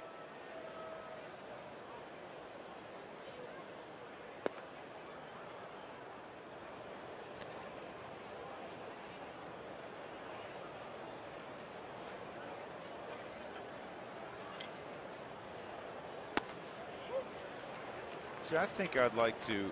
I think I'd. What did I say earlier? Hitting coach? You never said anything. I like the offensive aspect of the game, but I also like coaching third. See, I'd like to be the bench coach.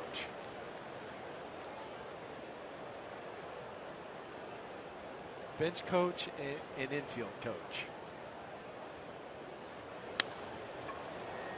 Punch to shallow right. Card goes there. 2 outs.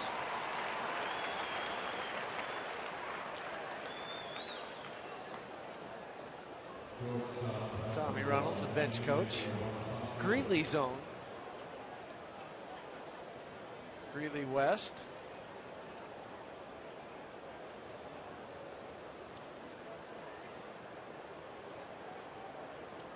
Oh, Frank from New Jersey. Talking about the pitching coach job. Well, that's a tough one. That is.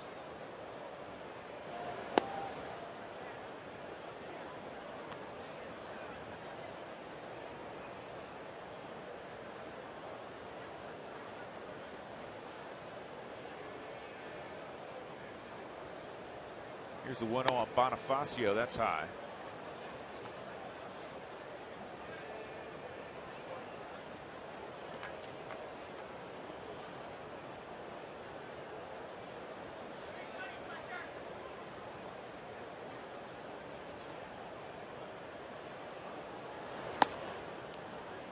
Three and 0.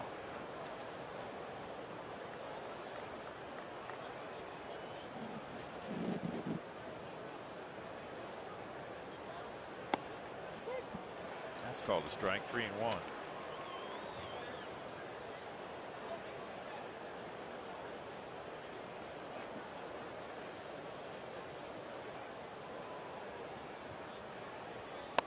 And ball 4.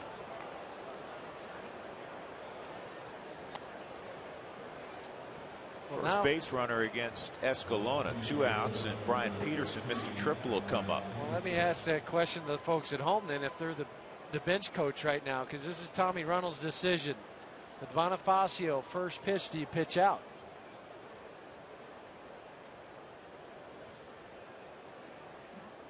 You throw over? What are you doing? You're giving the signs now. You're sitting at home. I don't. I want to get ahead. There's 2 outs.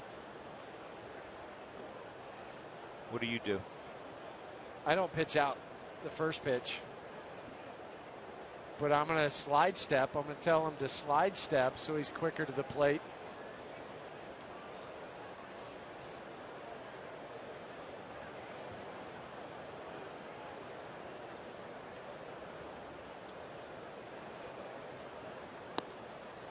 And ball 1.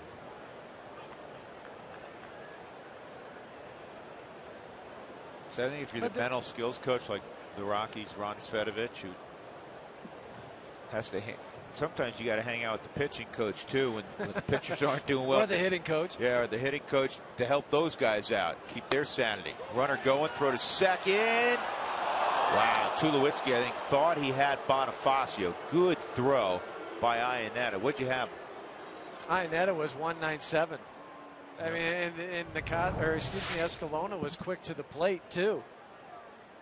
But it's just the speed of Emilio, and he outran the baseball because everything was right as far as what you're trying to do defensively. And it looked like he might have got him on the arm before that hand hit the bag. We got to look at that again.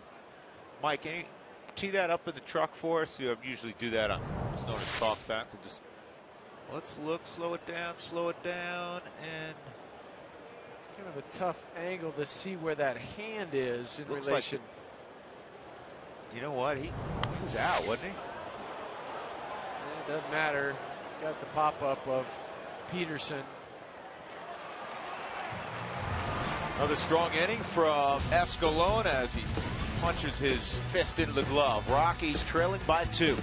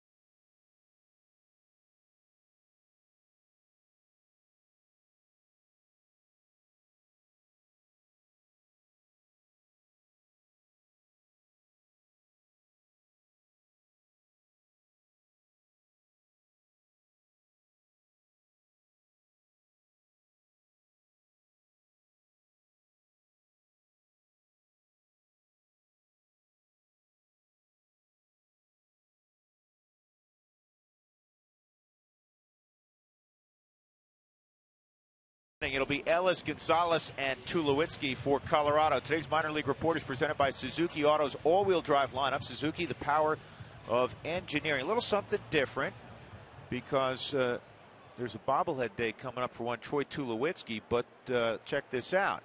There will also be a bobblehead in Tulsa. The shortstop's mediocre ascent and subsequent big league success has seemed almost larger than life, leading the Drillers to create the Super Tulo bobblehead. This figurine features Tulowitzki in a cape and requisite form-fitting tights, his face streaked with eye black naturally, and a Tulsa T emblazoned across his chest.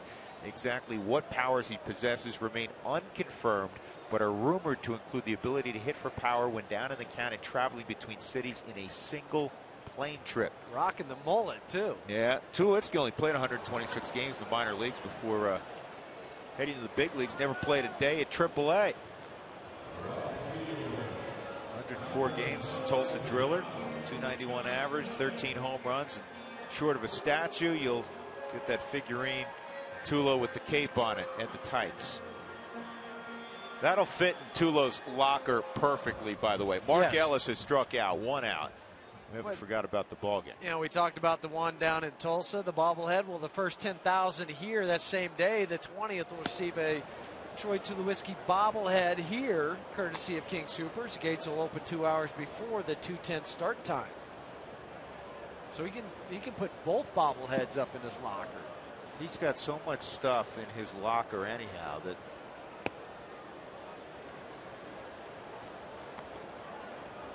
remember for his first couple years in the big leagues, I think it was Garrett Atkins who put it up one day. They're talking about Biggio passing 3,000 hits. Here's the 2-0. 3-0 on Cargo, who hit a 427-foot home run his last time up. And They're talking about how amazing it is to get the 3,000 hits. And Tulowitzki said, I probably closed in on 3,000 hits in my Yes. career. And he's like, what are you talking about? Troy had, at that point, he probably had like 250 hits in the big leagues. Well, he was counting all he the was ones counting from T-ball through Babe Ruth, through high school, tournament baseball, college in Long Beach, and minor leagues. And so they figured they just estimated from the time he was 6 years old how many hits he had. And from that point on, every night, if he got 2 hits in the big league game, they added up, and he was like at 23, 45. These big block numbers across the top of his locker. That locker room can be cruel at times. You say the wrong thing, and they'll jump on it.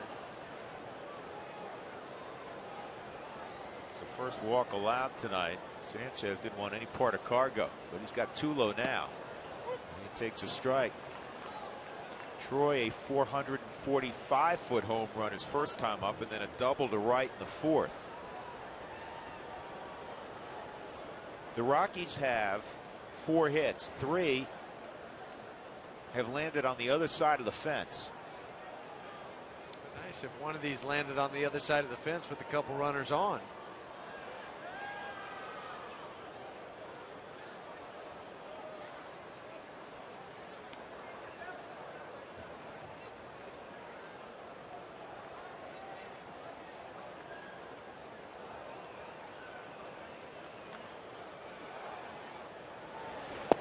Outside.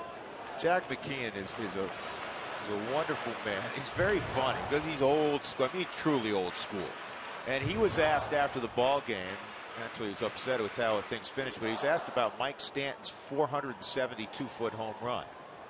And he loves this kid. He said, but you know what? I don't care how far they go as long as they land on the other side of the wall. He goes, I don't measure them.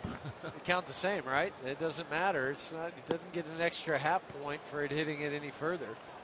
But this is fun to watch. It was really fun to watch. I mean, from a baseball standpoint, right. It wasn't fun from a Rockies perspective at that point. But McKeon's funny because he just brought that up out of nowhere. He goes, that media's all asked me about that long home run last night. He said, I don't care as long as it lands on the other side of the wall.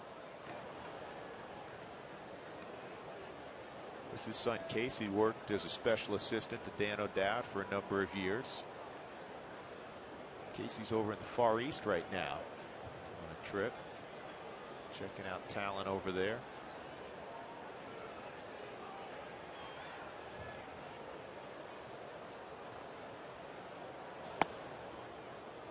Two and two on Tulowitzki. AT&T trivia question. Who was president when Marlins manager Jack McKeon was born? Well, I'll tell you this much. When Jack McKeon was first signed to a professional contract, it was only 4 years after the end of World War II. And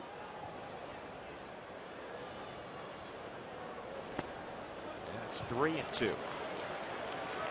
Jack was signed by the Pirates as a catcher in 1949. Got a story or two to tell. Or 10 or 11.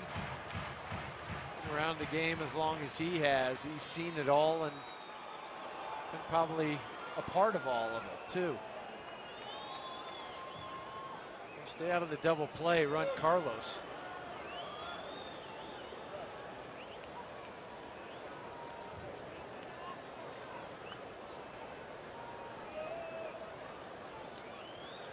He's going, and it's chopped to short. Bonifacio's throw in time to get Tulowitzki. So Gonzalez is at second base, 2 outs, and Helton will come up. Todd's 0 for 2. Ground ball to second, and a ground ball to short. Century Link, high speed pitch. Sanchez 95, Chassis 94.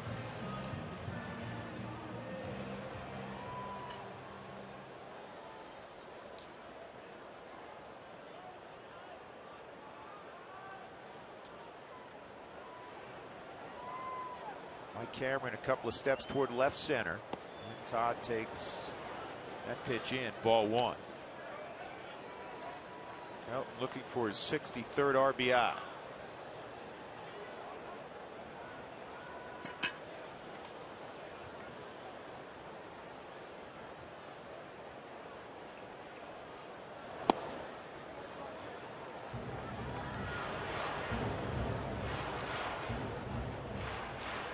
Rockies as a club are 6 points lower than the Major League average with runners in scoring position. Major League average 254, Rockies at 248. I say 6 points. That's not a whole lot, but you factor in the number of at-bats that have happened. That's a pretty big number.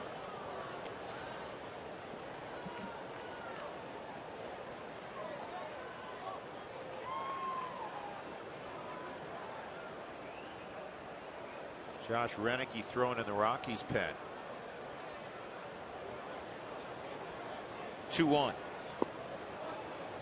it's 3-1 with Seth Smith on deck.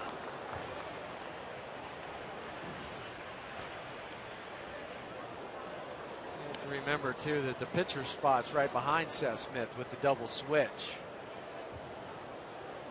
A few innings ago with Escalona being in that spot now.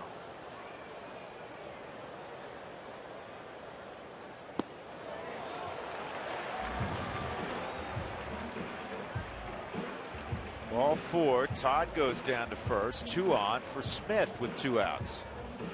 Another text to booth question. When can we expect to see Alex White in the Rockies uniform? He's getting closer. I would say 2 more rehab starts and Alex White will be here with the Rockies. His last 2, he's only had 3 rehab starts. The first one just a couple of innings with the Rockies. The last 2 have been just marvelous. The last one 4 innings. The one before that close to 4 innings. He hasn't given up a run. And those 4 innings just gave up a couple hits, had 3 strikeouts, no walks through 62 pitches. And it's official today, by the way. Drew Pomerantz, I put it in quotations, the player to be named later, the worst kept secret. Down the line, gloved by Gabby Sanchez. He is now officially a Rocky because yesterday was August 15th, today being August 16th. Drew Pomerantz in the mix, and hopefully he'll be here in the not too distant future.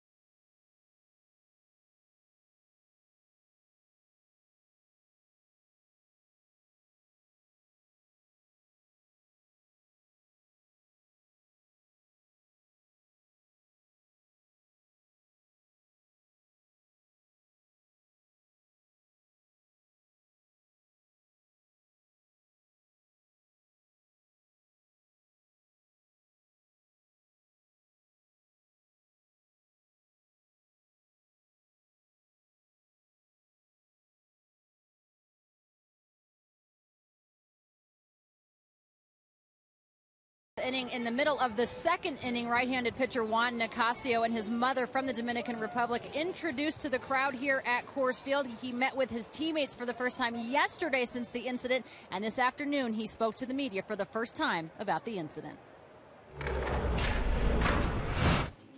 I remember everything.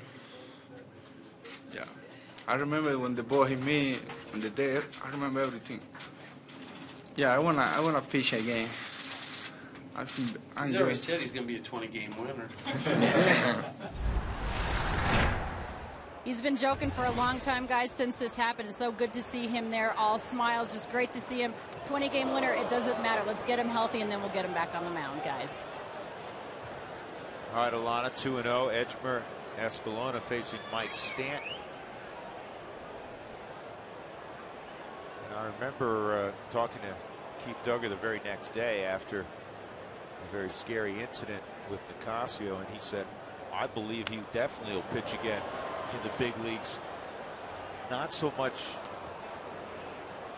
with knowledge of the injury and how guys come back, say, just knowing his makeup. Yeah, but let's also give a lot of credit to Keith Duggar, the training staff, all the people the doctors, Dr. Witt, the neurosurgeon, everybody involved, just to understand the severity of the injury, but the care that they gave the young man.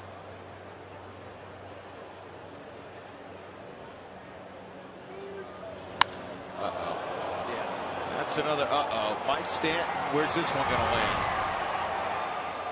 It's about 20 rows up in left field for Stanton, his 28th of the year, his second in as many ball games, and it is 6-3. Stanton was 4th in the league coming into the ball game with his 27 home runs, now 28. Ties him for second, just trailing Albert Pujols, who has 29. Last night he hit a hanging slider. This was a fastball. You think, just when you think you can get inside a Stanton because of those long arms, a 6'5" frame, he pulls the hands in and drills it out to left field.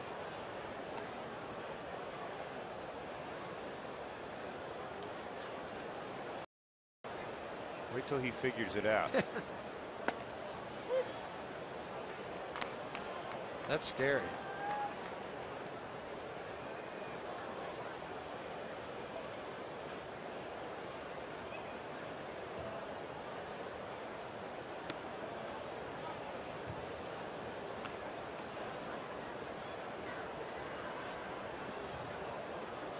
Every once in a while, a guy comes around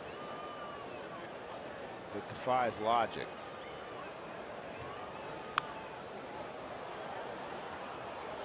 Nice catch. Yeah, barehanded. I don't need a glove. Yeah, I'm good. I don't need no stinking glove. Yeah, don't throw it back, though. 2-2 on Dobbs. Greg's 2 for 3 in the ball game. 6-3 Florida.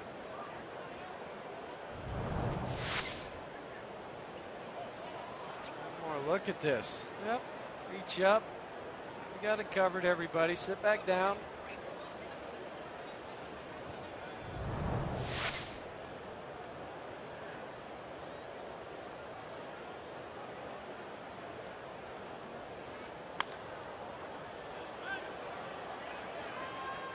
Tulowitzki with a glove on makes his catch.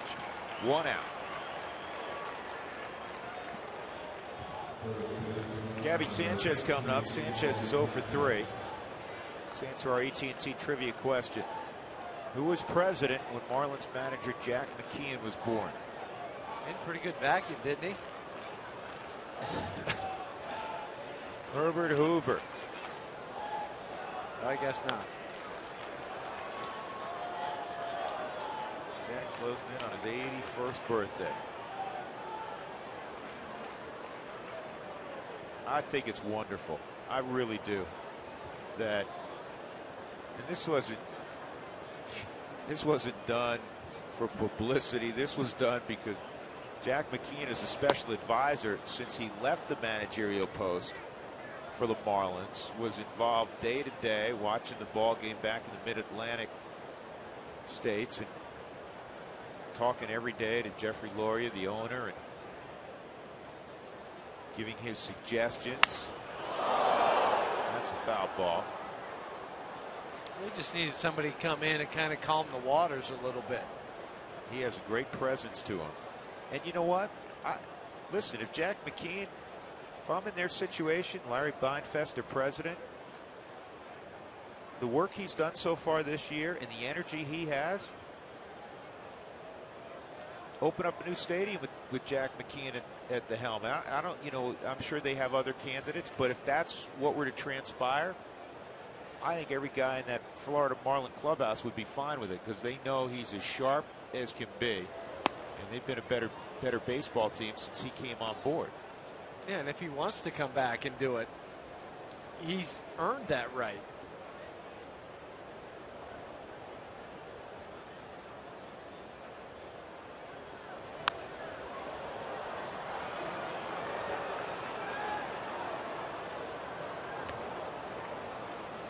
2-2 on Sanchez. Wells Fargo customers, get your 2-for-1 Rockies tickets today by going to wellsfargo.com/Rockies.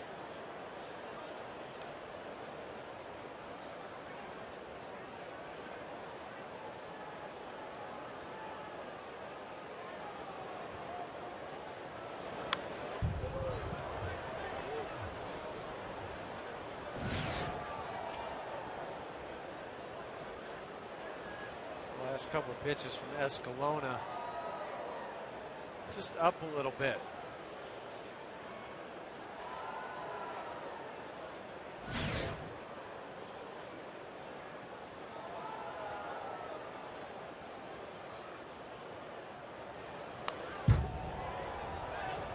And the battle continues, 2-2.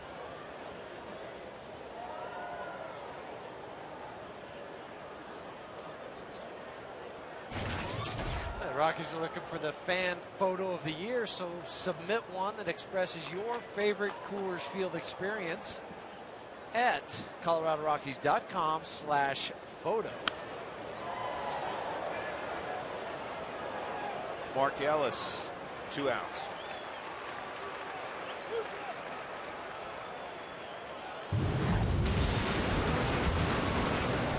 Coors Light freeze cam. Juan Nicasio in the 2nd inning. Along with his mom being introduced to the crowd. We've read about how quickly he's recovering. He'll get that neck brace off now in less than 5 weeks. Of course, the plate will remain. That's a permanent plate that was inserted into his neck to secure the C1 vertebrae. He's going to go back and see the doctor on the 23rd, and they'll probably remove the staples then. And then they'll put the neck brace back on.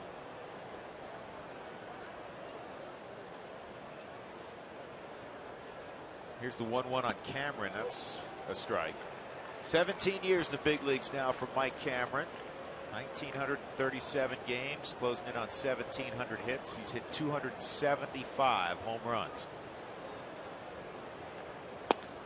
2-2.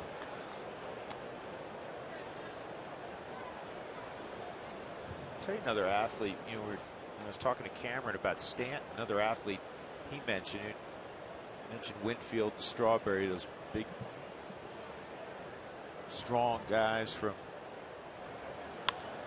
not all that long ago. And another guy he mentioned was Bo Jackson, just for sheer strength. And he made it sound like he overlapped with him. I said, Mike, you've been around that long, you overlap with Bo Jackson? He said, well, he said 91 was my first year of pro ball, and that's kind of when he was winding up. And so when he did overlap a little bit. I know you did. Yeah, he was just one of those incredible athletes. High fastball, and Escalona strikes out Mike Cameron. He's kind of the answer to that question. How good could he have been? We'll never know.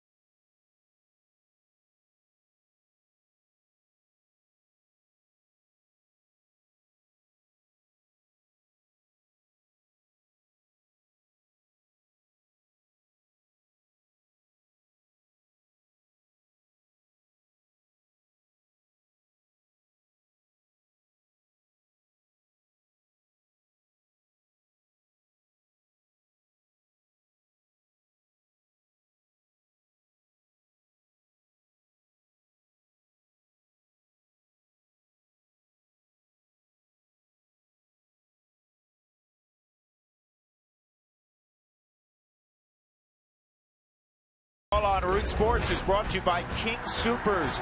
More value for the way you live. By Sonic. Summer's heating up, but nothing's hotter than Sonic's premium beef Baja Dog with pepper jack and jalapenos for only $1.99. And by Quest. Quest is becoming CenturyLink. Your link begins here. Find out more at CenturyLink.com. Pitcher spot is up, formerly occupied by the 7-hole hitter Chris Nelson. And Johnny Herrera is the pinch hitter. 1-1 count. Now the ball Sanchez. As the next pitch fouled off, 1-2. It'll be Herrera, Iannetta, and Wigginton. J.C. Romero throwing for the Rockies in the pen. J.C. just signed yesterday. Was up throwing in last night's ball game. Never came in because of the walk-off.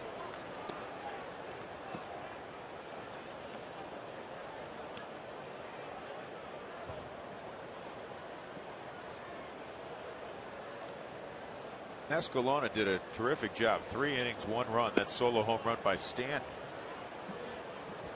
And it was the only hit he allowed. He had a couple strikeouts, and it's pretty much what he's been able to do all year long, coming in a long relief role. His work has kept the Rockies in contact with Florida. I mean, if he comes in and gives up 3 or 4, you're talking about a game that maybe out of reach. The Rockies are down 3. They have 9 outs to work with. Who wants tacos, fans? Remember when the Rockies score 7+ in a ball game? And you know what? We forgot. The Rockies scored 7 yesterday on that walk-off home run. I hope you made your way to Taco Bell between 4 and 6 to get your Rockies taco special.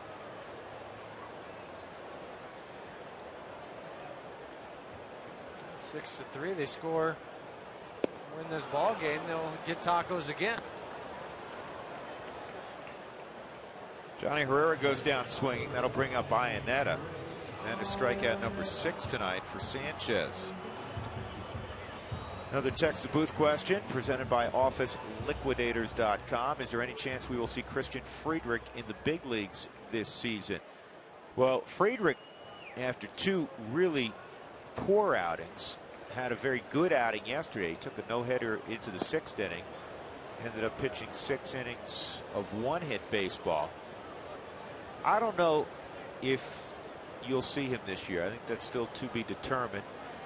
And I think if we weren't talking about Friedrich kind of being up and down, if he was a little steadier than he's been, then there'd probably be a distinct possibility you would see him. But that hasn't been the case. Yeah, on the season, 6-8 with the 4.64 ERA and 22 starts. As you mentioned, that last start was probably one of his best of the year. Had 7 strikeouts to go along with just that 1 hit that you mentioned. But I think in his previous 2 starts, he'd given up 13 runs. 17 runs. 17 runs. Yeah. So. 15 hits in just 5 1/3 innings in his previous 2 starts. Wigginton, 2 outs and a foul ball. Rockies' last hit was Tulowitzki's double in the 4th inning. Travel to North Carolina and meet some of the Asheville tourists in part 1 of a new episode of Rockies All Access. We introduce you to Kyle Parker, the Rockies' #1 pick from last year, who was a great 2A athlete at Clemson. This ball's lined to right, and it won't drop. Stanton closed the gap.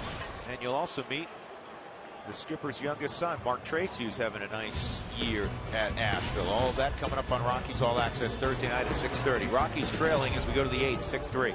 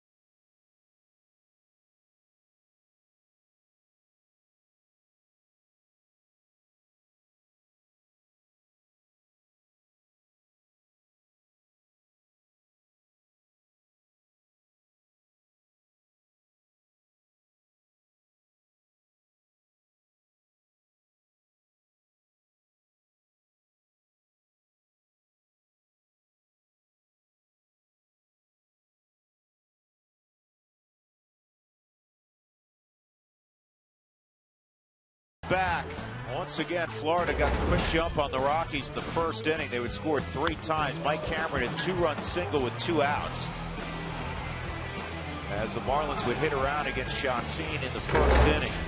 In the second inning, the Rockies began their comeback. This one was hit a country mile, as they say. Tulowitzki's 25th of the year, 445 feet. And 2 doors down, Seth Smith went to a similar location.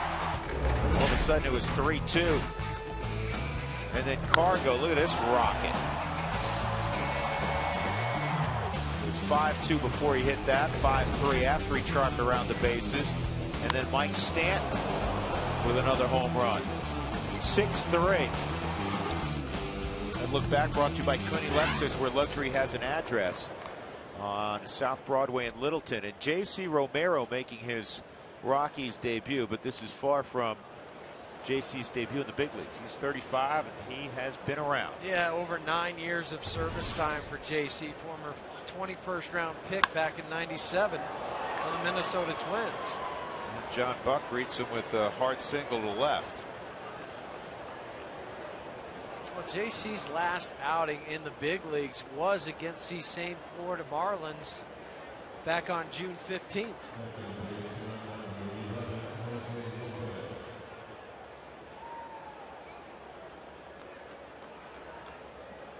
Longtime Minnesota Twin, 99 to 2005, 1 year with Anaheim, a year with Boston, and then almost 4 real productive seasons working out of the Phillies pen. So he knows winning. He's been on a lot of good baseball teams. He's a valuable left-hander that's been used out of the bullpen in a lot of late situations. The 7th inning on. Jose Lopez, a walk, a double, a strikeout.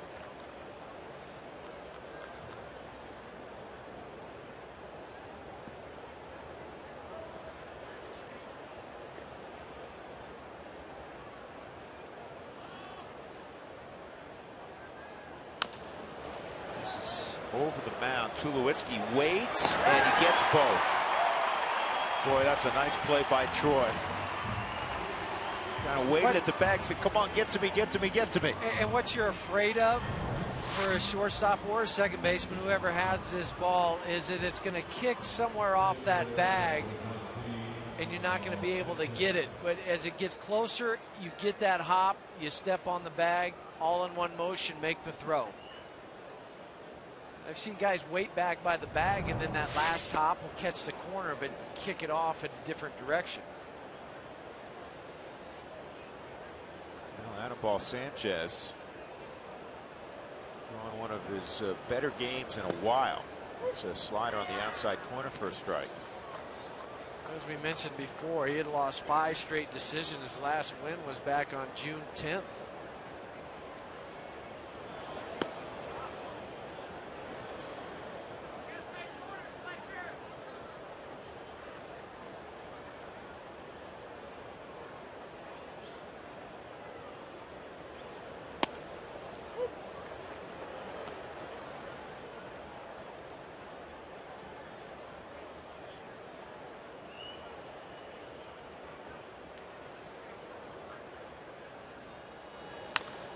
Ground ball to the right side.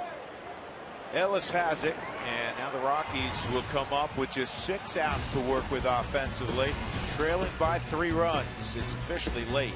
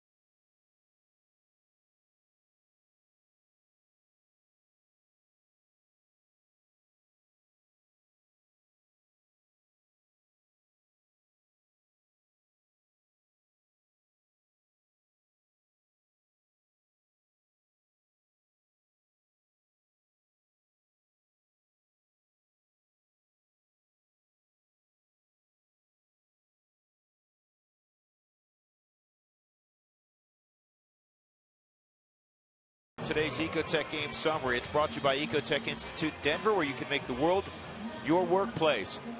Florida got the quick jump on the Rockies, and the Rockies have been trying to play catch-up one run at a time ever since, one solo home run at a time ever since. The Rockies 3 runs, solo home runs from Tulowitzki, Smith, and Carlos Gonzalez.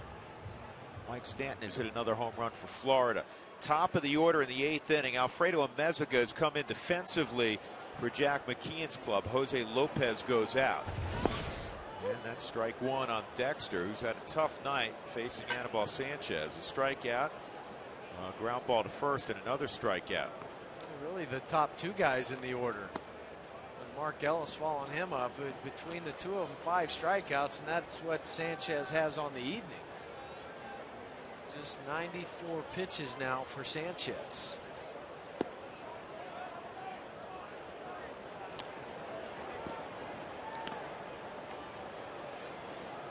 In that near no-hitter down in Florida that Sanchez twirled at the Rockies, and Dexter broke up.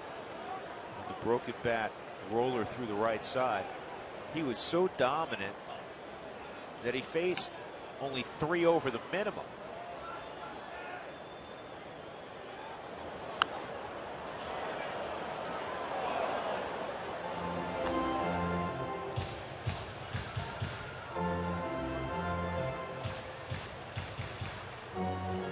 Looking back on that, my book from that day, and 223 pitches and not a whole lot of balls that were hit hard. Yeah, an off-speed pitch, and he gets another strikeout. That's 3 times he's gotten Fowler. 7 strikeouts tonight for Sanchez. Looking to save energy and money? Find out how the little changes add up at TogetherWeSave.com, your local Touchstone Energy cooperative, delivering reliable power, energy-saving tools, and more. 36,136 in the house. Ellis has punched out 3 times. This is in the air to right field in the corner. Stanton tracks it down.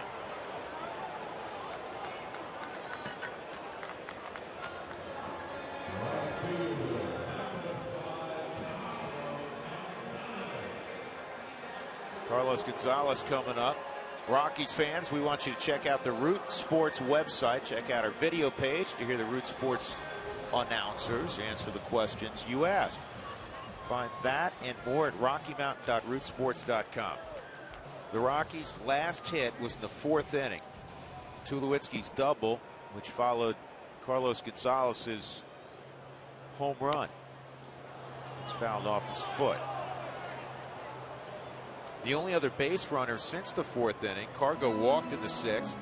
Help with 2 outs walked in the 6th. Seth Smith hit a ground ball to first. That ever elusive 2-out RBI. The Rockies have been held to 4 hits. 10 for the Marlins tonight. Sanchez was coming off his worst outing of the season. Game against Atlanta only lasted an inning and 2/3. 7 hits, 5 earned runs. He's used his full repertoire tonight. At times he's pitched backwards. 65 strikes, just 37 balls. And it's been all set up by locating the fastball, hitting his spots. Even though that was a ball, that was right where John Buck wanted it. The few times he has made a mistake, the one pitch to Troy, the other one to Smitty, they made him pay, but not many besides that. That's a base hit up the middle for Gonzalez. And that'll get Troy to the plate here in the 8th inning with 2 outs.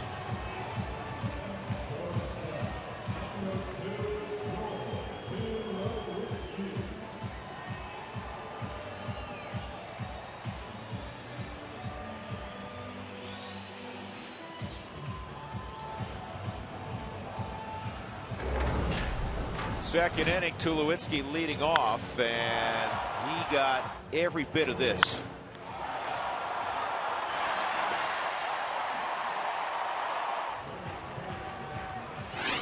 445-foot home run, 25 home runs, 85 RBIs for Tulowitzki. And this is on the ground, and Meziga makes a fine play to end the 8th inning. It remains 6 for the Marlins, 3 for the Rockies as we go to the 9th.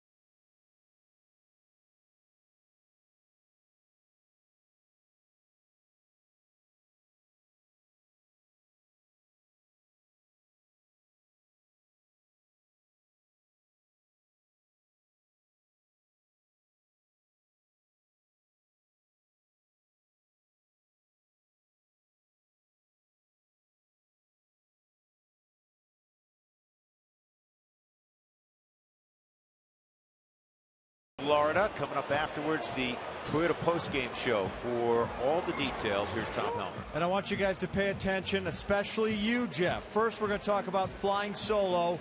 Rockies with 3 home runs tonight, but they're all solo shots. And now this is the part where I need you, Jeff. Okay. Identify this movie line. This is Mr. Peterson. Oh, that's Ferris Bueller's Day Yes! Off. Oh, I'm impressed. Yes. Actually, that's Cameron pretending to be Sloan Peterson's dad when he makes the crank call. But Brian Peterson, couple triples tonight. How about that for tying it all together?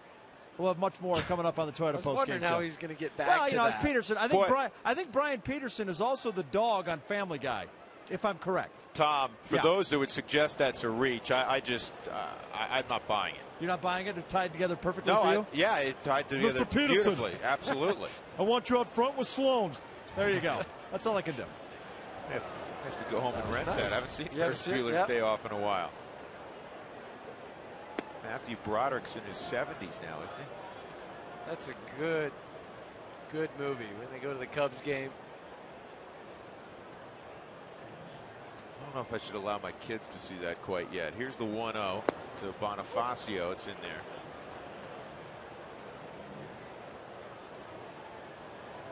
Second inning of work for J.C. Romero.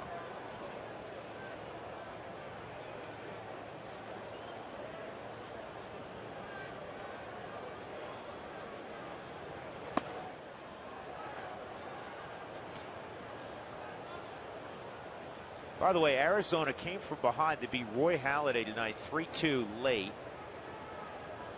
And the Giants kicked another lead and lost in 11. Now ball to the right side. There's Mark Ellis. There's 4 walk-offs tonight. The Brewers and also the Houston Astros.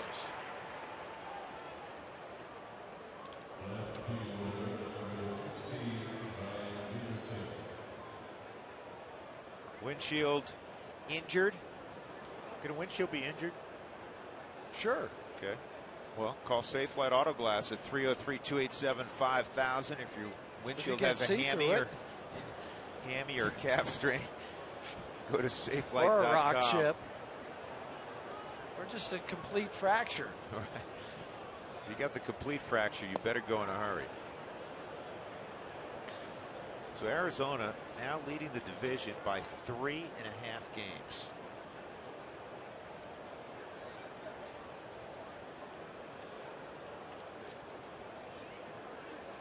'69 wins for him. 16 games over 500 now.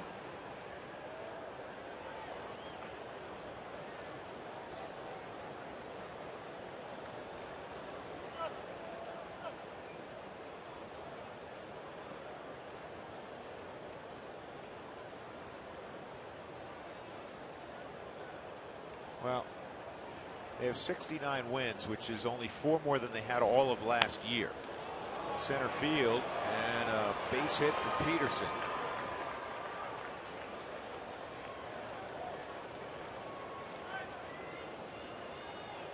2 triples and a single for Peterson tonight, 3 for 5.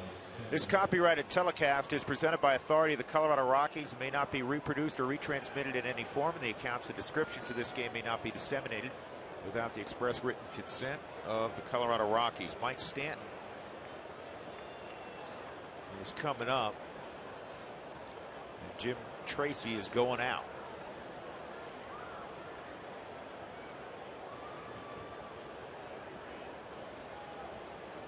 Josh Renicky is coming in. Florida up 6-3. 1 out in the top of the 9th.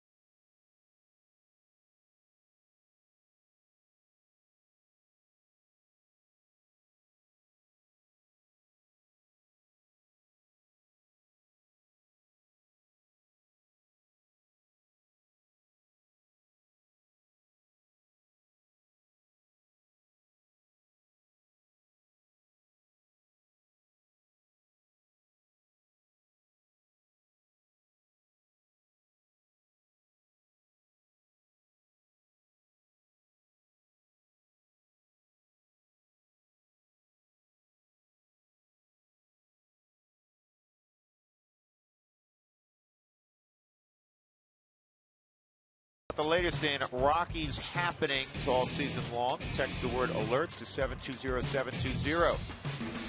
Get updates straight to your phone. You know what? That's a baseball player right there. He's tired, but that's a baseball player. You come to the yard in your helmet and your glove, you're a player. Ready to rock and roll. For whatever role the manager may call upon you for. 5th appearance for Josh Renicky. He's been perfect so far. 4 punch-outs, no walks, 3 1/3 innings.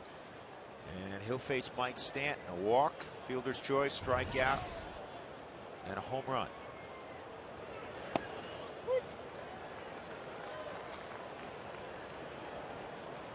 Renicky split time this year at AAA in Las Vegas and, of course, Colorado Springs. 38 ball games, 52 innings pitched, just 27 earned runs.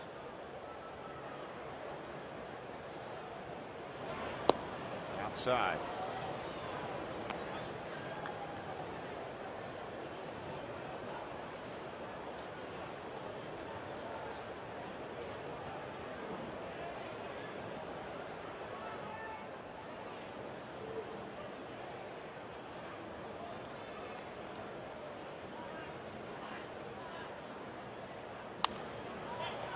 Out of play.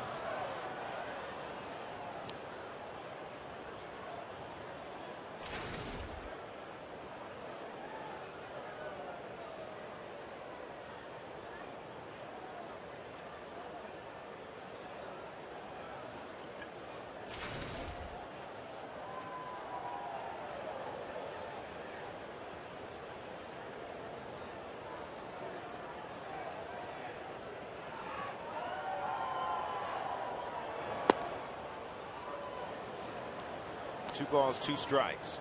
Rockies in the bottom of the 9th inning will have Helt, Smith, and then the pitcher's spot.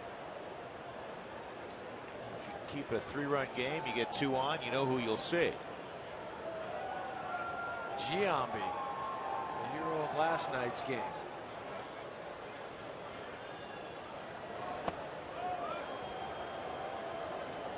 Three and 2 on Stanton.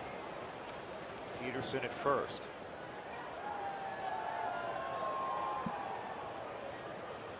closer for the Marlins last night, Leo Nunez. Throw 25 pitches. 26 actually. 26, yeah, 13. Yeah, the 26 one went over was the base hit. No, the 26 was his glove into the Oh. wall of the dugout. Forgot about that one. This ball's well hit to right field. Cargo going back near the wall. Leaps and makes the catch.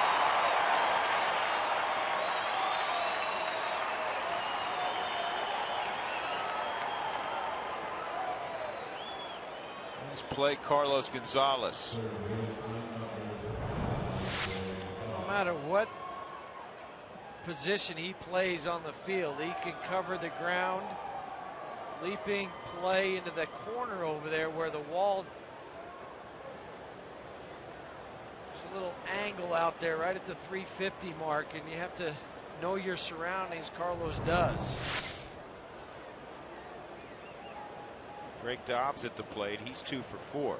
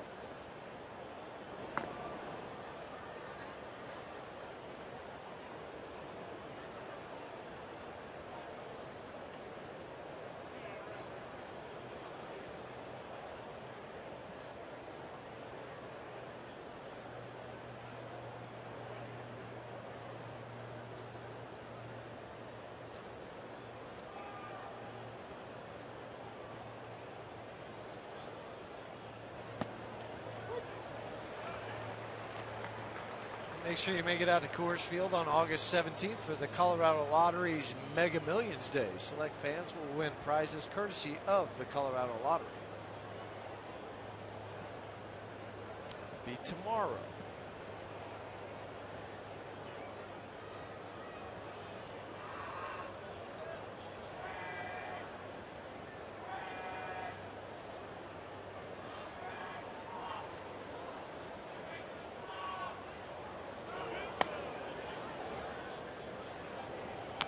One and one. 2 outs in the 9th inning.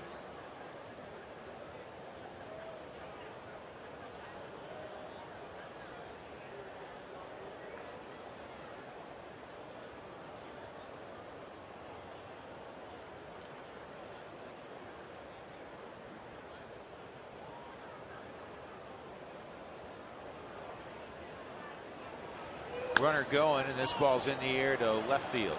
Smith's over there. He makes the catch. And Renicky has retired Dobbs. We'll go to the bottom of the 9th inning. The Rockies trailing 6-3.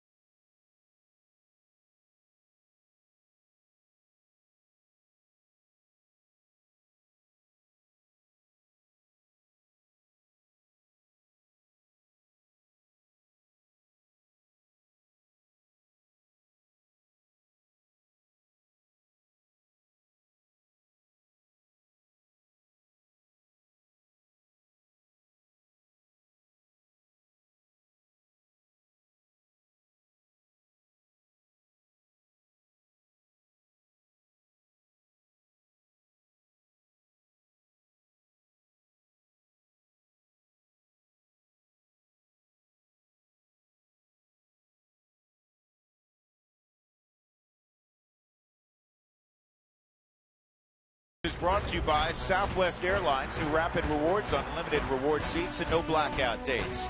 And by Braconier for all your plumbing, heating, and cooling needs. 303-777-3037. Think Braconier. Todd Helton will lead it off in the 9th inning against Leo Nunez on a quiet night in lower downtown Denver for the Rockies. Going to make it 2 straight 9th inning splashes. Last night they came to the 9th trailing 4-3. Leo Nunez got the first 2 outs, and then stuff happened. 58 appearances for Nunez, leads their ball club now 59. 32 saves, his 5th right now in the major leagues.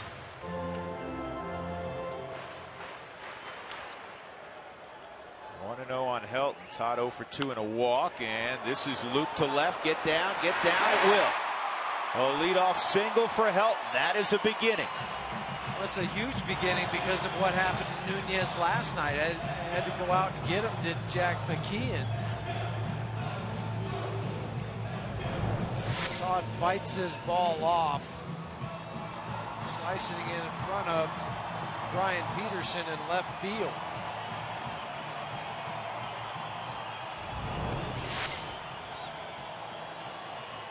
Smith, a home run to dead center, and then another drive to deep center that was caught by Cameron, and a ground ball to first. He's 1 for 3.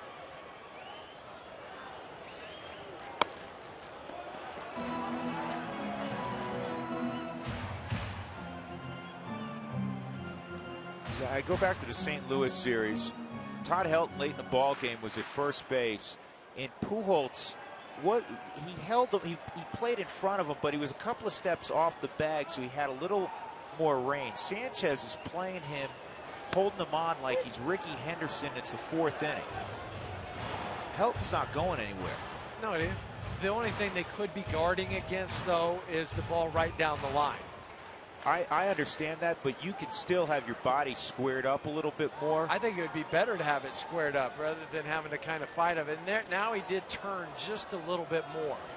This ball is hit well to center field. Cameron going back, and he makes the catch. You can't hit the ball much harder than what Seth Smith did on that baseball.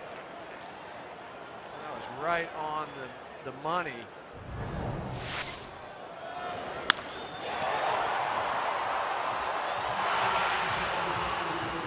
Good thing Cameron was playing deeper than normal here late in the ball game.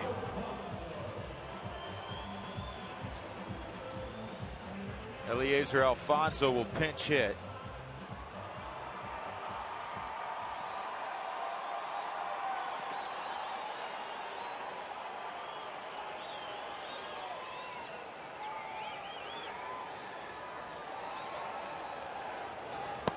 Outside on Eliezer Alfonso.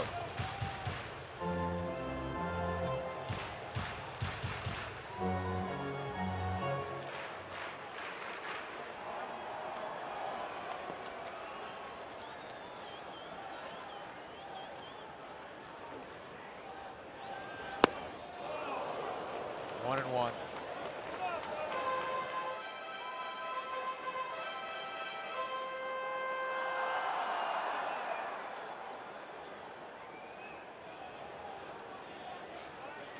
Nunez reminds me of Juan Guzman a little bit, just the stature, but a live arm. Real live arm. Kind of flying all over the place, too.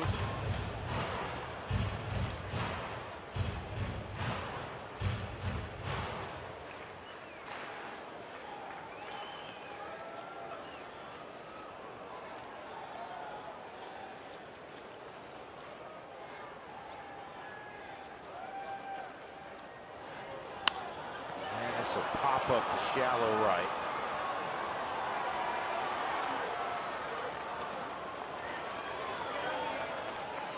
Two gone, and that'll bring up Jason Giambi. He'll pinch hit for Chris Iannetta.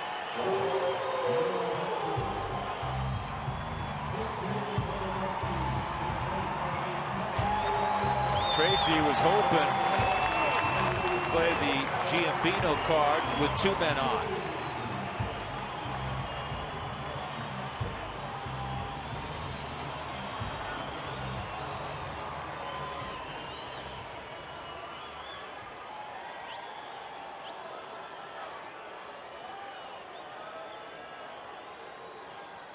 Now they're going to play behind over at first base.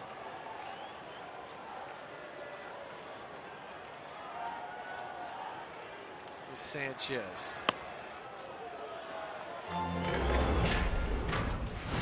Well, you've seen this a few times, I'm sure, throughout the evening and earlier today. Jason Giambi, 3-run walk-off home run. His 7th career walk-off.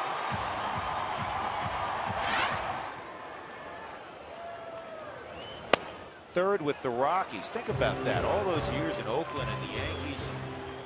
He's almost got close to half of them here in Colorado. He's got 3. Helton's the career leader in walk-off home runs for the Rockies with 6. Bichette had 5. Walker 4. Especially with that short porch in right field. This ball's a bomb to right. Take a good look. You won't see this one for long. Giambi makes it a 1-run game.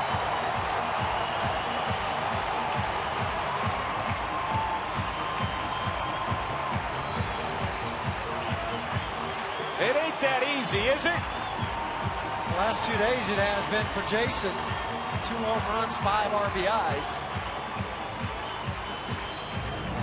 His first home run pinch hitting this year.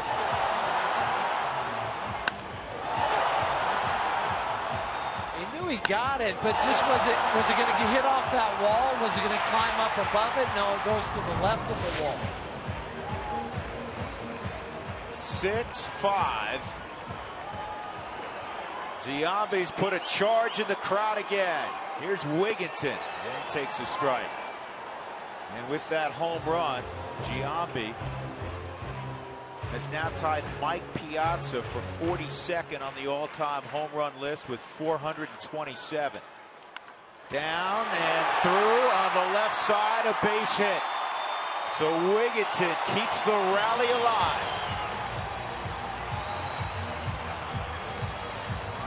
Now you'll see Eric Young Jr. run for Ty Wigginton at first base to now clear your entire bench as far as position players are concerned.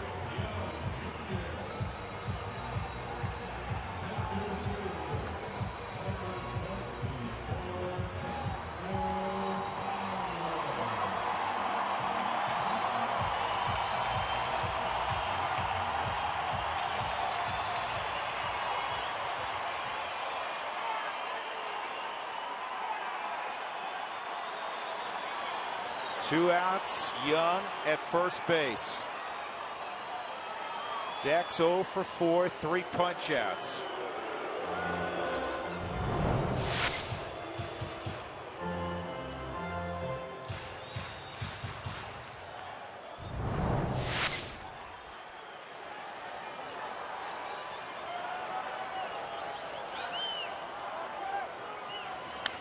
And it's popped up and playable for Bonifacio, and he makes the catch, and that's the ball game.